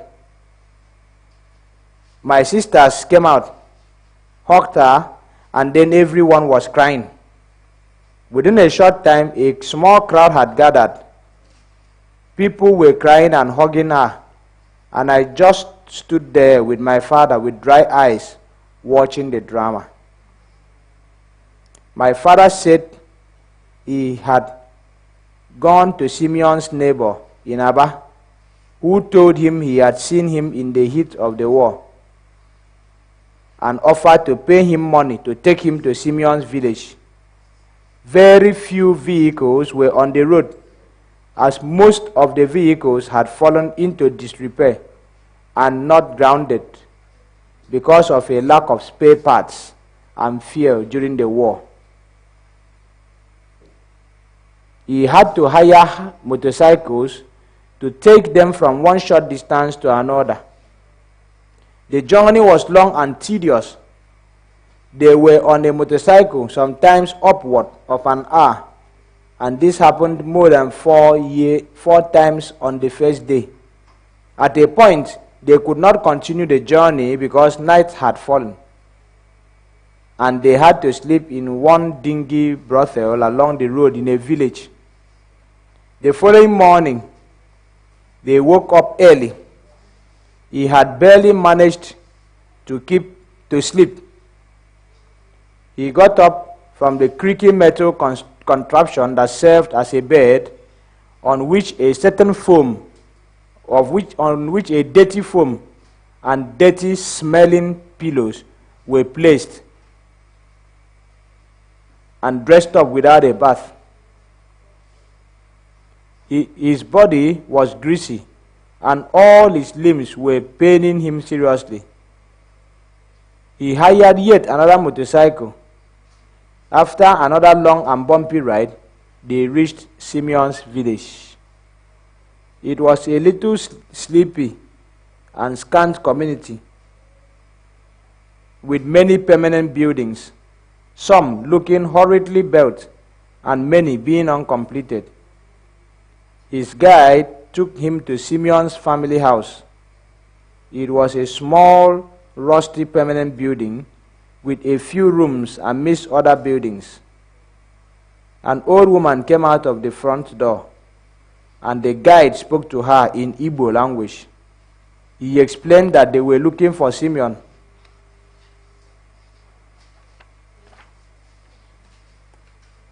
And the man was Benedict's father.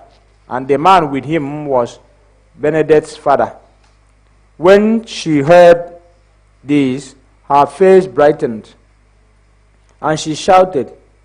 She smiled, looking at my father admiringly, shook his hand, and said something in Igbo that he said he understood to be some form of greeting, using his smattering knowledge of Igbo language. He just waved and smiled back at her in return. She discussed at length with the guide in Igbo, after which he interpreted what transpired between them to him in pidgin English. The woman said that Simeon was somewhere in another village with his wife. They came here on the heat of the war and remained with them for a while.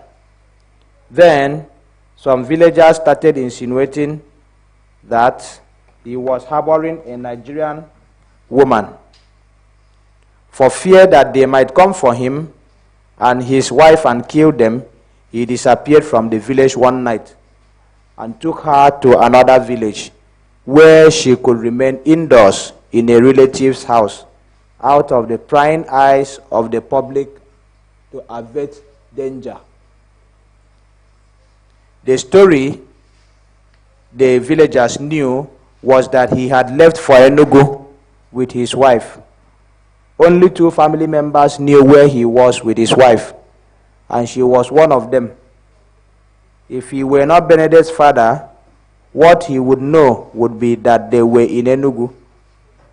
As night was approaching, it would be wise to make the decision to make the journey to the village the following day, since it was very far away, she said. He was given some bitter leaf soup and gari to eat. It was an otherwise tasty soup, which became tasteless because not even a grain of salt was added. Half asleep and half awake that night, he sprawled, turned and twisted on a mat on the floor until the following morning.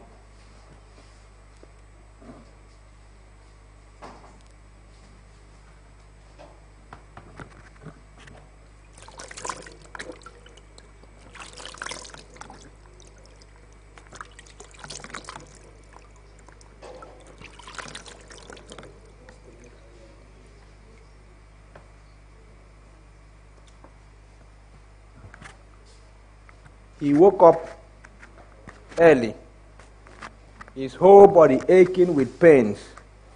The woman explained to the guide how they could get to the village, and for a second day running, he slipped onto his trousers and shirt and went without a bath. There was no motorcycle, therefore they had to trek. They trekked along a snaky, rocky, bumpy, narrow bush path without breakfast for what looked like one long hour. They passed a few human beings, no bicycles and no motorcycles. Finally, they reached a small community with a handful of rusty houses, most with mud walls roofed with zinc. It was almost midday as they knocked on the door of a small hut beside a church that fitted the description the woman had given them. The small wooden window by the side of the door shifted ajar, and someone peeped through. After a little while, it closed back, "Papa, Papa, Papa!" A tall black woman rushed from within the door, shouting, and jumped to embrace my father. When he looked, it was his daughter. They embraced each other tightly as she started crying. She took him inside a dark, dank, small room with one high window and a mat on the floor where a child lay sleeping. He sat on a wooden stool. She looked apprehensive and did not allow the guide to enter the room, even though she knew him because they had lived together at Aba. Upon inquiry, she said her husband had gone to the farm and would not return until late evening. She could not go to the farm to call him because she did not know where the farm was. Besides, she could not leave the house in the daytime for fear of being killed. She prepared a watery soup with garri for her father. Simeon was surprised to see him when he returned. He showed them another small room where he and the guide slept till the following morning. The journey back home was not too rough. Simeon took him to a large garage with many creaky lorries, one of which shuttled Aba thrice a week. Luckily for him, it was one of the days for loading, and he paid for 3 seats. At Aba, he dropped the guide after paying him £5. They headed to Waterside on 2 motorcycles, one carrying my sister with the child on her back. Then they boarded a lorry going to Uyo and dropped at Ikpenang Junction. My sister's tales of woes were unending. They stayed hungry, sometimes for days, and when the food eventually came, it was a bland amalgam of leaves, roots, and fruits, bereft of any form of animal protein for soup, eaten saltless with cassava or fufu. When she was pregnant with the child, she ran severely short of blood because of poor feeding. She could not go to a hospital because none was functioning properly, and she made do with a few tablets provided by the Red Cross. Her husband obtained this because she did not leave the house in the daytime for fear of being killed. Food was so short that people starved and died in droves. Children in particular died like a swarm of flies on a keg of palm wine, beaten with a bunch of brooms. Anything that crawled or walked, whatever could be eaten was eaten, from snakes to lizards, birds to bush rats to vultures. Many people walked nearly naked, with torn and dirty clothes, with no shoes. People stole recklessly, and women prostituted the few men with money without qualms. Virtually no law bound anyone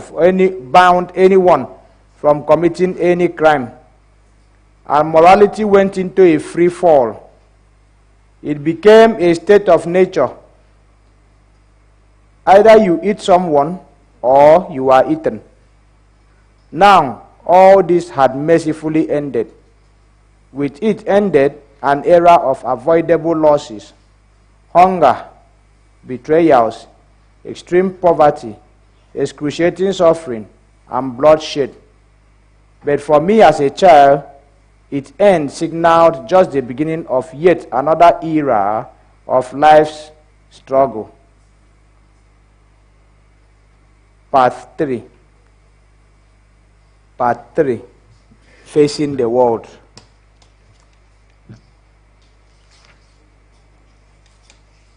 Chapter 41. School at last.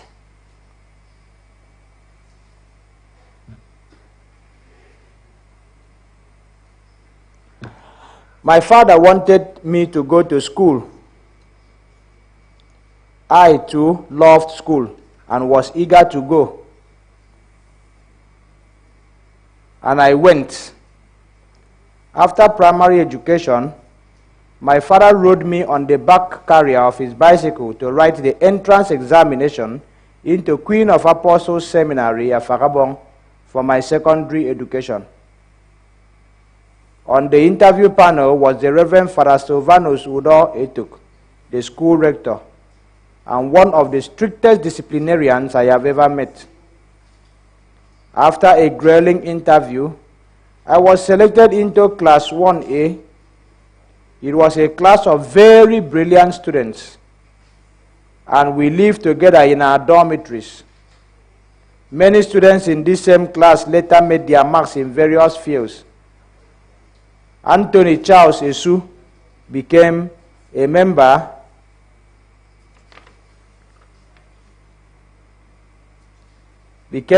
of Nigeria's Federal House of Representatives. Oliver Ekong Ebong, with whom we used to dance Ekong in our school cultural group, became an engineer and is also the managing director of Olkem Nigeria Limited. He is credited with supervising or constructing many landmark projects under Godswill Akpabio's Uncommon Transformation and Udom Emmanuel's Dakada program in Akwa Ibom State. In the same class, I met one of the most brilliant human beings I have ever encountered, Dennis Paul Ekpo. Dennis, whose guy name was Dipela, eventually graduated with a first-class honors degree in French from the University of Calabar. In class, we were in a very stiff competition. He was good in every subject, even in Latin. In dancing, he was the best dancer when we performed in the seminary Ekong Cultural Group under Reverend Father Silvanus Etuk. Most of the time, he led the class in academics except in fine arts, where he could not make even a simple shading. But I always gave him a good run, surpassing him sometimes in some subjects. He was a very secretive fellow, always chewing at the end of his biro pen. He had an exercise book which he carried along all the time with him. In it, he wrote bombastic English words, idiomatic expressions, and sundry grammar, which he gleaned from the numerous books we competed to read from our rich school library. He hid the book from us, and we started developing our own collections. We competed in reading literature books, Robinson Crusoe, Treasure Island, 39 Steps, Lord of the Flies, Mine Ball, Things Fall Apart, and numerous others. Dennis bought one thick book by an Indian, printed with cheap, awkward, and smelly brown paper. The title of the book was Good English. I cannot now remember the name of the author, but I wrote the title and sent it to my father to buy me a copy. He searched for it at Aba and could not find it. Then he traveled to Onitsha, found it, and bought a copy for me. It was an excellent book indeed, despite the cheap, smelly printing paper. If I can articulate the English language well today, I owe it partly to that book, which I tore through ferociously from cover to cover. And I owe it partly to the maverick but exceptionally brilliant Dipela. It was Dennis who virtually taught us to read the English dictionary. He is now a professor of modern European languages at the University of Port Harcourt.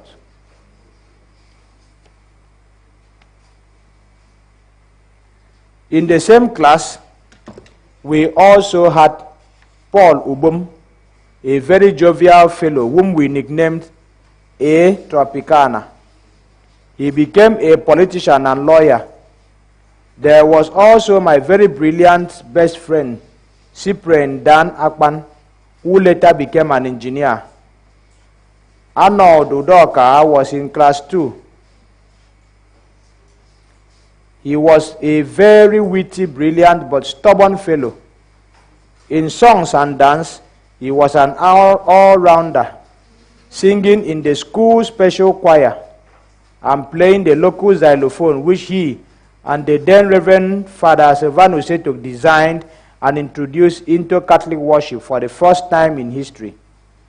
A very versatile fellow, Aloud later became a lecturer and director of choreography in the National Theatre. Camillus Umar, who was also in class 2 when I started, is now the Catholic Bishop of Ikodegbene Catholic Diocese.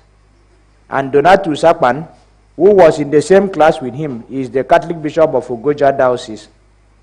Camillus Etugudo, who was in the senior seminary we called Marianum, a precursor of St. Joseph Major Seminary, Korosurwa, is now the Catholic Bishop of Port Harcourt. In my journey through life, I owe a lot to the great Queen of Apostles Seminary and the Catholic Church for my moral upbringing, and I must acknowledge this publicly. As a spiritual institution populated by human beings, the Catholic Church has its fair share of human frailties. But I remember that my father had said that if he had known, he would have sent all his male children, 5 of us, to Queen of Apostles Seminary, Farabong. My father was never frivolous, and I am sure he did not say this just to promote his church. He must have noticed something fundamental about the training I received in the seminary, where he rode me on the back of his bicycle that morning and left me to start my secondary education. My personal experience passing through life is that the Catholic Church has a lot that can engender happiness and world peace to teach the world. I finished secondary education at secondary school in Tonsek in the Sienudem local government area. It was built when my father was a councillor and supervisor for education by the Central Anang County Council with the name Central Anang Secondary School. Akuku David Udo Rock of Owa, the father of my closest friend and classmate Clement Orok, who retired as secondary school principal, was chairman of the council at the time.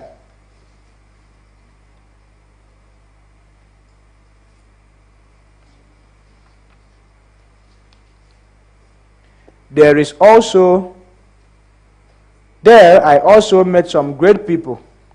Little Anselm Umorin, whom I met, had grown. He is now a Catholic bishop at Abuja.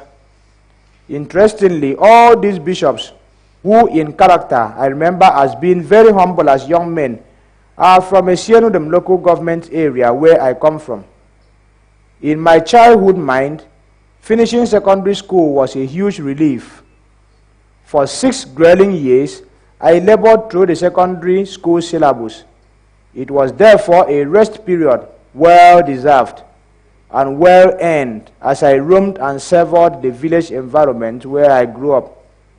The ravages of war had not completely ruined it. We played from compound to compound with my friends from other secondary schools while waiting for the results of the West African School Certificate Examination, which we had written in June of that year. My father told me he had no money to send me to the university and that I should do 3 additional years at the College of Education, Uyo, where one of his relations, Okon Umauko, worked as a cook. Teachers' education at the National Certificate of Education level was free at that time. The head of the Nigerian government then was Major General Olusegun Obasanjo, the man who ended the Civil War and obtained the instrument of surrender from General Philip Effiong, Ojukwu second in command in Biafra. I did not find this funny at all, as I had always wanted to go to university. But looking back, I do not blame him. The war had completely eroded all his wealth. My father, who was a rich man of those days, had been reduced to subsistence level, barely managing to feed his many children. He was aging and had no capital to resume the articles trade, which brought him a lot of money, but was very capital intensive. Most of his customers who could give him goods on credit at Aba had lost all their property and money. Some of them had died in the war. All his palm trees, which were a good source of money for him, had been damaged in the war. And the 400 pounds, which would have been more than enough to give me a very comfortable university education anywhere in the world, was trapped in Standard Bank and forfeited by the Nigerian government. Our once beautiful house had become completely ruined, and we now lived like rats in a house with cracked walls, shattered and hanging ceilings, broken windows, damaged doors, and leaking roof from bullet wounds. Even the once beautiful light green painted walls bore bullet marks and were dirty and full of all sorts of graffiti by wayward Nigerian soldiers who lived there during the war. And there was no money for him to do the necessary repairs. When I was about to start secondary school, my sister Lucy, my senior sister Lucy, had to be asked to stay back from school for lack of money to pay school fees for 2 children in school at the same time. Girl child education was not the fad in those days, and I, being the first son, was given priority to go to school first. My heart broke, and my eyes were teary as I watched my sister cry all day in protest to no avail. My father insisted that she wait until the following year. We were even lucky. I had a classmate who used to compete for the first position in class 1 in primary school. We were the most brilliant students then. While my father struggled to send me to secondary school, his father could not afford him a secondary education, despite his brilliance. To this day, he is a small-time photographer in the village, and my heart breaks each time I see him. The one who used to be third in class caught a more pathetic picture. Until recently, he struggled, carrying passengers in our junction, and later at Ikorekbene as a motorcyclist, trying to eke out a subsistence. His father, too, could not send him to secondary school. I am sure these are our lost Albert Einsteins and William Shakespeare's, or at the very least, our lost professors. One of the reasons my father sent me to the seminary was because the fees were lower. While my friends' parents paid £21 per term at government schools like Holy Family College, Okuobak, the school fees in the seminary was £10, which he could better afford. Still, he could not afford the school fees for my sister and I in secondary school at the same time that year. Okon Umauko obtained the entrance examination forms for me to fill in on request from my father, but I did not fill in the forms. I did not want to be a teacher. Instead, I collected the entrance examination forms for admission into the College of Technology, Calabar, filled and submitted them. I applied to study electrical and electronic engineering. Technical education under the Obasanjo military regime at that time was also free, so my father had nothing to say. My cousin, Emmanuel Okonedet, had finished from there with ordinary national diploma in civil engineering. He was doing well before he went to Kiev, formerly in Russia, to study for university degrees in civil engineering. I wrote the entrance examination as a student awaiting the result of the West African Senior School Certificate Examination. One morning, my primary school classmate Mark Nkanta from Ebekwe alighted from a bicycle in front of our house. The chubby, pleasant, and jovial fellow called me aside. "Father Matthew Ekbo is looking for you," he said rather gleefully. I had heard a lot about Father Ekbo, being of the same Catholic faith, but I had never met him. He was an intelligent and well-read American graduate. He was a well-respected maverick Catholic priest who was in the process of establishing an unconventional technical school with a bias to local fabrication in his hometown of Adiasem. He named the school Afe Udomifiok Ndom. In the Anan language, this means something like an arena where knowledge for fabrication is manufactured. After 30 minutes of a bumpy ride on my father's bicycle, we arrived at the school compound, where much construction work was still ongoing. His office fitted snugly the word modest. All the furniture consisted of a table, a wooden chair, and a pile of books and corners and files at a corner. The school calendar hung precariously on a rusty nail on the unplastered wall behind him. "You are Nestor Udo," he said, with that air of déjà vu. "Yes, Father. I would have told you to sit down, but there is no time.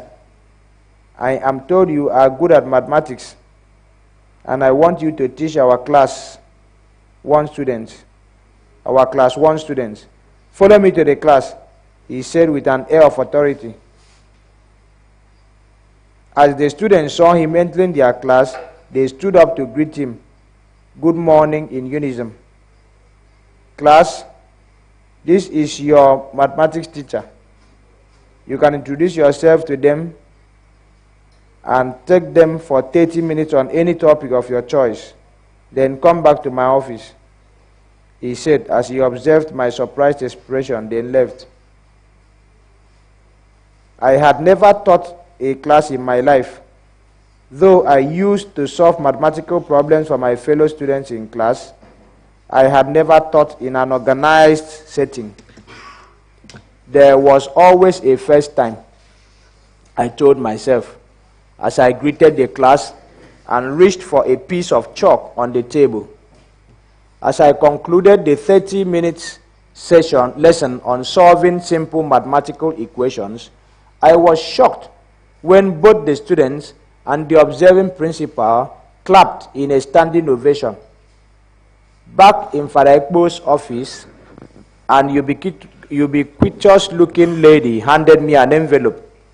When I opened it, it contained my appointment letter.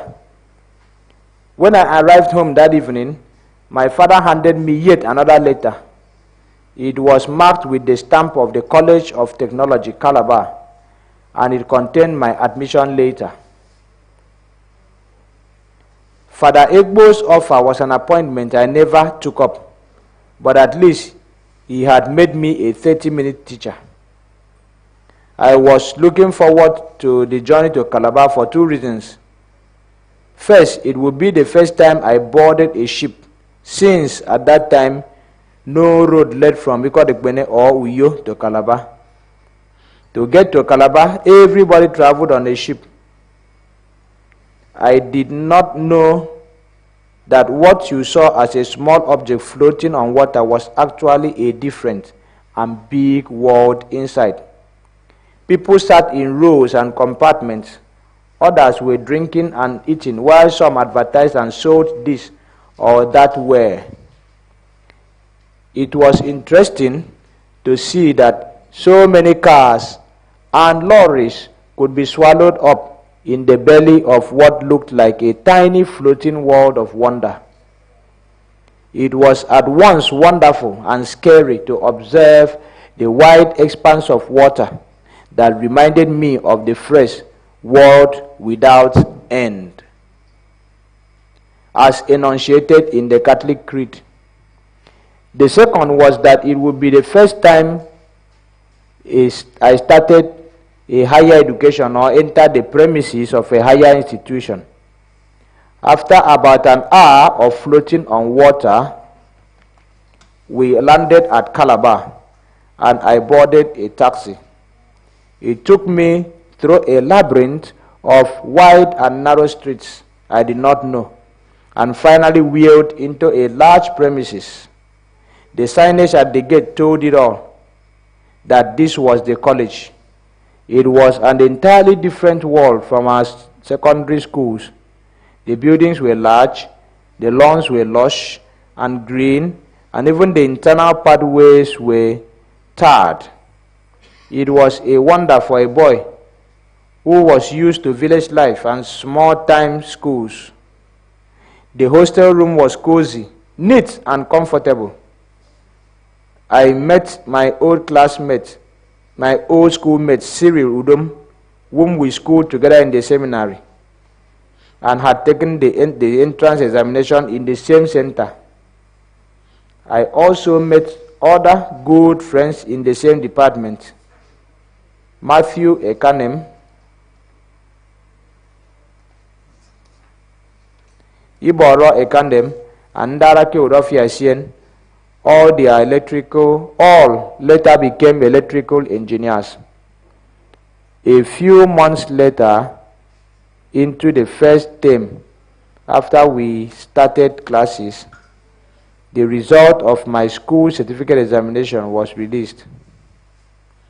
Of the 8 subjects I registered for, I made A's in 6 and credit in 2. The overall result placed me in grade 1 with a distinction.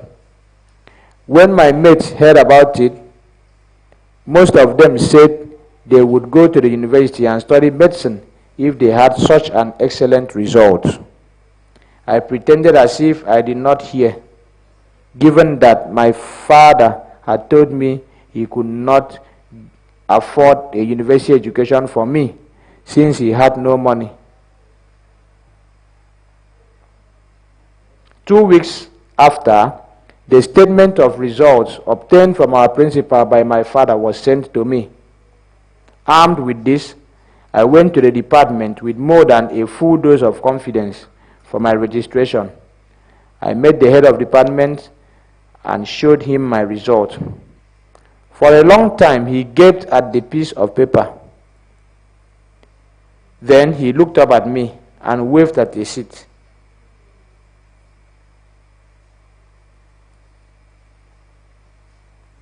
For a long time, he gaped at the piece of paper.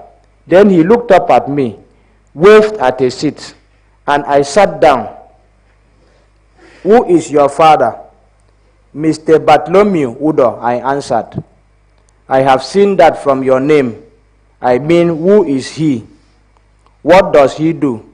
he asked, keeping a serious face. I now understood what he was looking for. From the result, he thought my father was one big man somewhere. I smiled. "You won't know him, sir. He is a petty trader, and we live in the village," I answered. "Congratulations, but whoever he is, he gave you a good upbringing from this result. I would advise you to take an entrance examination and go to university," he said. "Thank you, sir," I said, still smiling wryly. On my bed in the hostel, I thought about these things in this odd world. People with results that were not as good as mine were in the university. Here I was with the result that everybody envied, and my father said I couldn't go to university for lack of money. I became disturbed, and my mind was troubled. Without knowing where the money for my university education would come from, I decided to take a step of faith. I went to the University of Calabar and collected the joint admissions and matriculation examinations JAMB forms. For almost 1 month, the form lay there on my table. Each time I took up my pen to fill them in, my hands became weak, and I became sad and put them aside. To avoid seeing them again, I took them, pulled out the drawer under my table, slipped them in, and locked the drawer. Even inside the locked drawer, I still saw them. I could not take off my mind from those forms. One day, I brought out the forms and decided against all odds to fill them in. I registered medicine as a discipline of my first choice. At that time, there were only 6 universities in Nigeria, and the University of Calabar in our state did not offer medicine as a course. I remember that during my first term holidays, my friend Cyprian Dan Akpan had visited me and told me he was at the University of Ife, then in Oyo State. I filled in the same university as my school of first choice. For obvious reasons, I could not ask my father for the 5 naira to use in returning the forms. Luckily, I still had 10 naira left from the 25 naira he had given me as pocket money for the term. I decided to use 5 naira from this to return the forms. I was short of cash after I did so, and to make up for the shortfall, I decided to skip afternoon meals until the end of the term when my father could give me another pocket money. My examination center was at the University of Calabar. By this time, I had become very short of money. I could not afford the money for a taxi, so I left very early, trekking the long distance of about 4 kilometers from the college to the university, and arrived just in time for the examination. After the examination in the afternoon, I was hungrier than I used to be. I could not skip the afternoon meal, but must put something in my stomach to enable me to trek back to college. And so I bought a loaf of sliced bread and washed it down with a bottle of soft drink. I was in my 2nd year when one day, one of my friends told me he saw my name published in the Daily Times newspaper as one of those who had passed the JAMB examination and was offered admission to the University of Ife to study medicine. I received what was supposed to be good news with trepidation, as I remembered what my father had said. I did not know what to do, but I told myself I had to do something nonetheless. I went to my cousin, Mr. Simon Etem, a prominent son of Udoko, who lived at the White House Street, to tell him about these developments. At that time, he worked with the Cross River Basin Development Authority. He later transferred his services to Akwa Ibom State Government, rose through the ranks, and was appointed a permanent secretary. I must admit that without his encouragement, I would not have gone to my father, and I probably would not be writing a different story, today, assuming that I would even be in a position to write one. The following day, I boarded a taxi and a ship back home. When I saw him that evening, my father was looking morose. I did not know if someone had told him about the news, and I did not ask him. After I told him that I had been offered university admission, he did not look surprised, but told me he would discuss with me about it the following evening. That night, I slept with only one eye closed, expecting bad news, but hoping for the best. On the evening of the following day, he called me into his bedroom, and for the first time, he asked me to sit down. He went to an adjoining room, brought a small bale of wrappers tied with a mat, and dropped it on the floor. What you have done is something that should bring joy to a father. So far, you have not disappointed me as a son. This bale of clothes you see here is all I have to feed this family. I am now struggling to see if I can pay school fees for your younger ones, hoping that you will finish in that school next year and come out to help. I would have loved to send you to university, but I don't have the money. He paused and looked at me. His eyes glazed.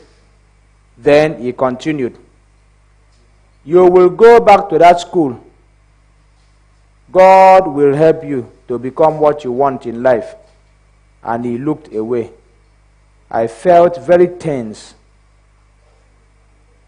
We stayed there, looking at nothing in particular. For what looked like an eternity, tears welled in my eyes, crawled through my cheeks, and dropped on my white shirt.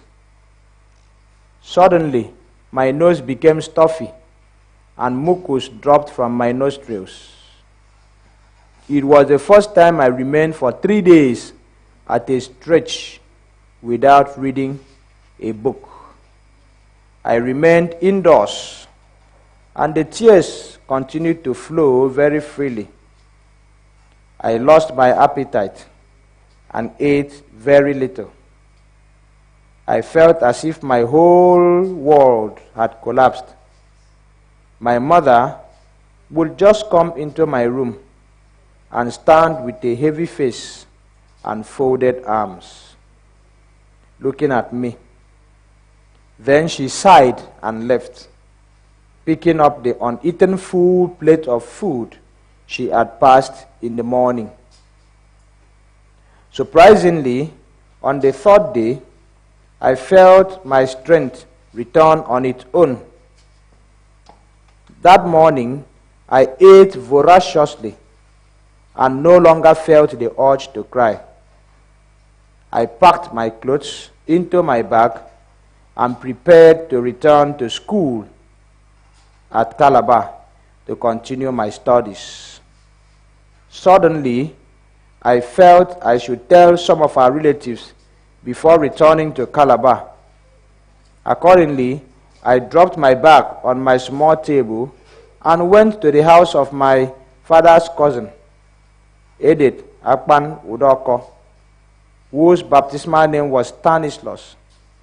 He was a brother to Etem Udoko and a Second World War veteran in the engineering course. After he returned, he worked and retired as an agricultural officer with the Eastern Nigerian government. Since he was exposed, he had sent his children to school.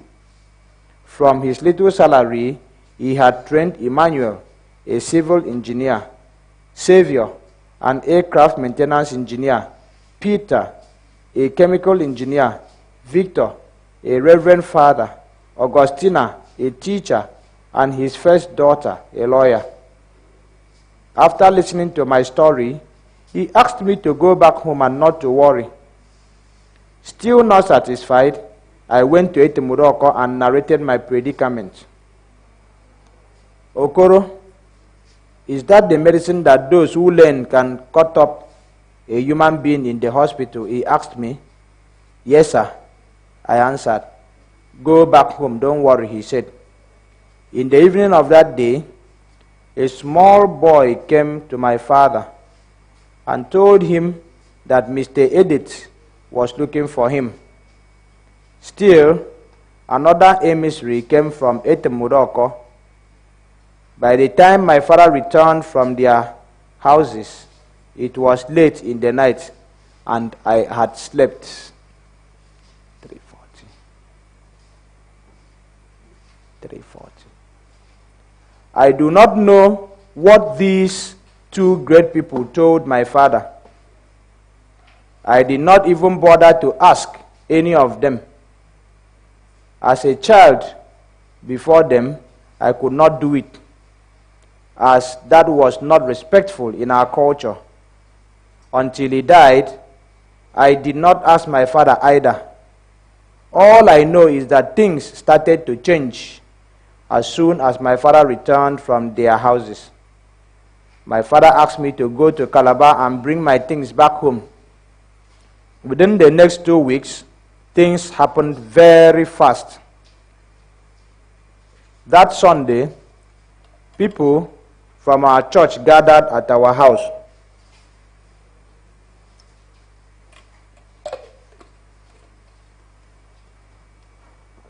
Ate, drank, prayed, and gave my father the normal rotating monetary contribution.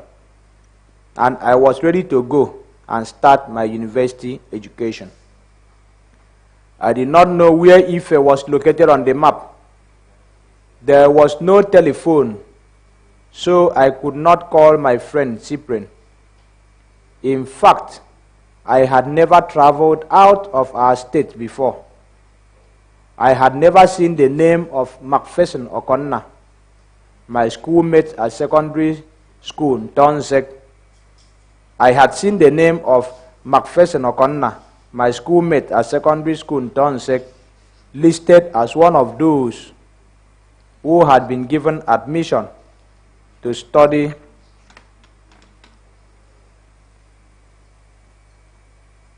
to the same school. I traced him to his village, and he told me he knew one Professor Isenam, who was a lecturer in biology at that university.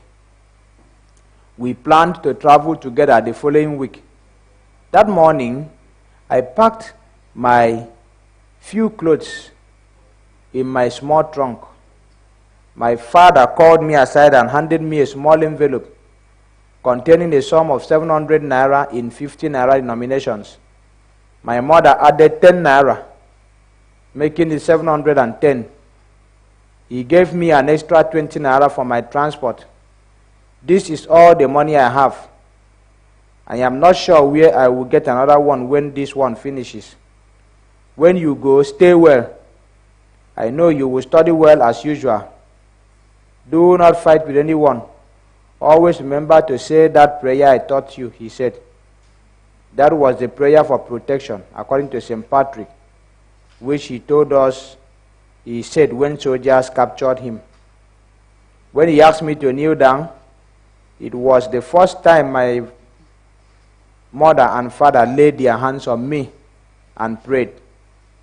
I took a taxi to Ikorekbene, where we agreed to meet with Macpherson, and we paid 10 naira each to the attendant at Inyang bus station, boarded one of their buses, and left for university.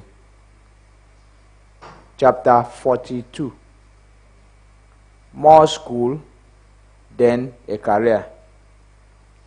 I surveyed the clean environment of the university with its green, well-manicured lawns, exotic flowers, well-designed and built structures, with absolute amazement.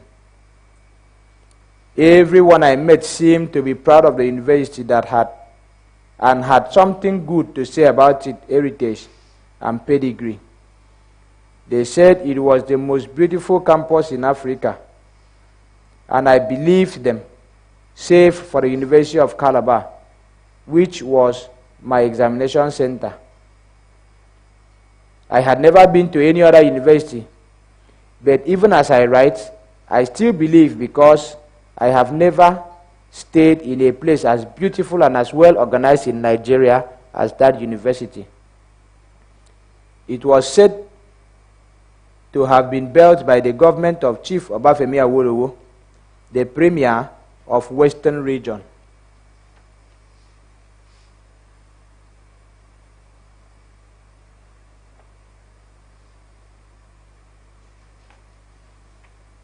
Of Western Nigeria with tax money from cocoa. He did this using an Israeli construction company called Soleil Bonnet, the oldest and one of the largest, most competent construction companies in the Jewish state.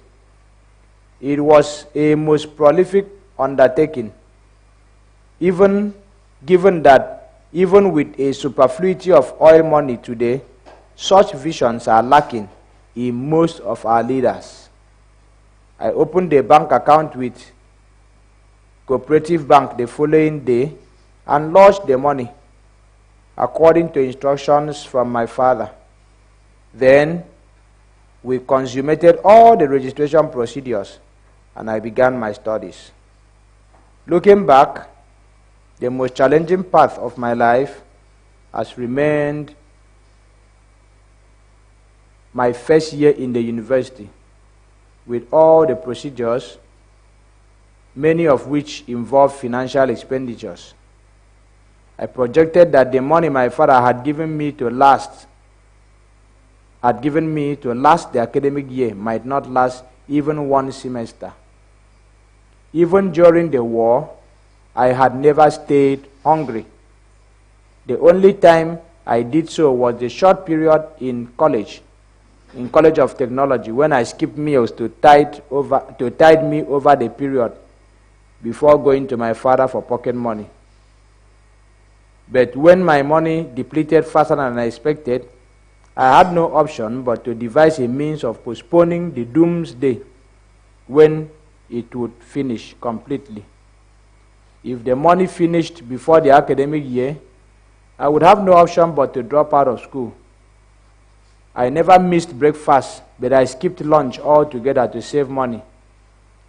Sometimes I bought a small wrap of powdered gari, soaked it in water, and sipped it with groundnuts for dinner. Again, sometimes I slept hungry, drinking plenty of water to fill my stomach to stave off hunger. When I did that, I could not sleep well at night because I woke up hungry to urinate frequently all night. I became perpetually hungry. This situation of chronic hunger continued for many months until I became very lean and hungry looking. 340. I did not complain to my friend Cyprian Danakpan, but he noticed that I never went with him to the cafeteria to eat in the evenings. I was ashamed to tell him I had no money. My father had taught us not to beg. One day, he observed that I was fast losing weight and asked if I was sick. I laughed and told him I was not. When he pressurized, I became fidgety, excused myself, entered the toilet, sat on the seat and cried. I felt like returning to the college where I had little experience, and I ate 3 square meals, or to go back home where there was plenty of food to eat. If my mother knew that I was staying hungry, she would ask me to come back. Here was I, hungry every day, and when I saw food, it was a strange meal called amala, without the regular rice, nice afang or edikan ikong soups, with plenty of crayfish we had in our home environment.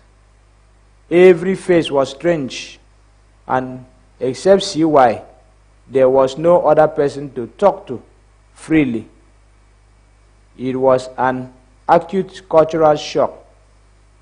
The tears flowed very freely as I thought about these things. After about 10 minutes, I cleaned my eyes and joined him. What I could not clean was the redness in my eyeballs. He noticed it and asked me if I was crying. I did not make an answer. He took me back to his room and put more pressure, and I cried again and told him my problem. I told him that I wanted to go back to the college. He told me the thought of going back to the college was crazy. He stood looking at me and soon became teary He too was not very comfortable, but his father was a teacher and his senior brother was working in Lagos. So they sent him money regularly. Some evenings, he gave me a meal ticket, which I used to eat like a king. Any such night, I slept like a log of wood. Some days, I hid away the meal ticket, sipped garri with groundnuts, and used it for breakfast the following morning.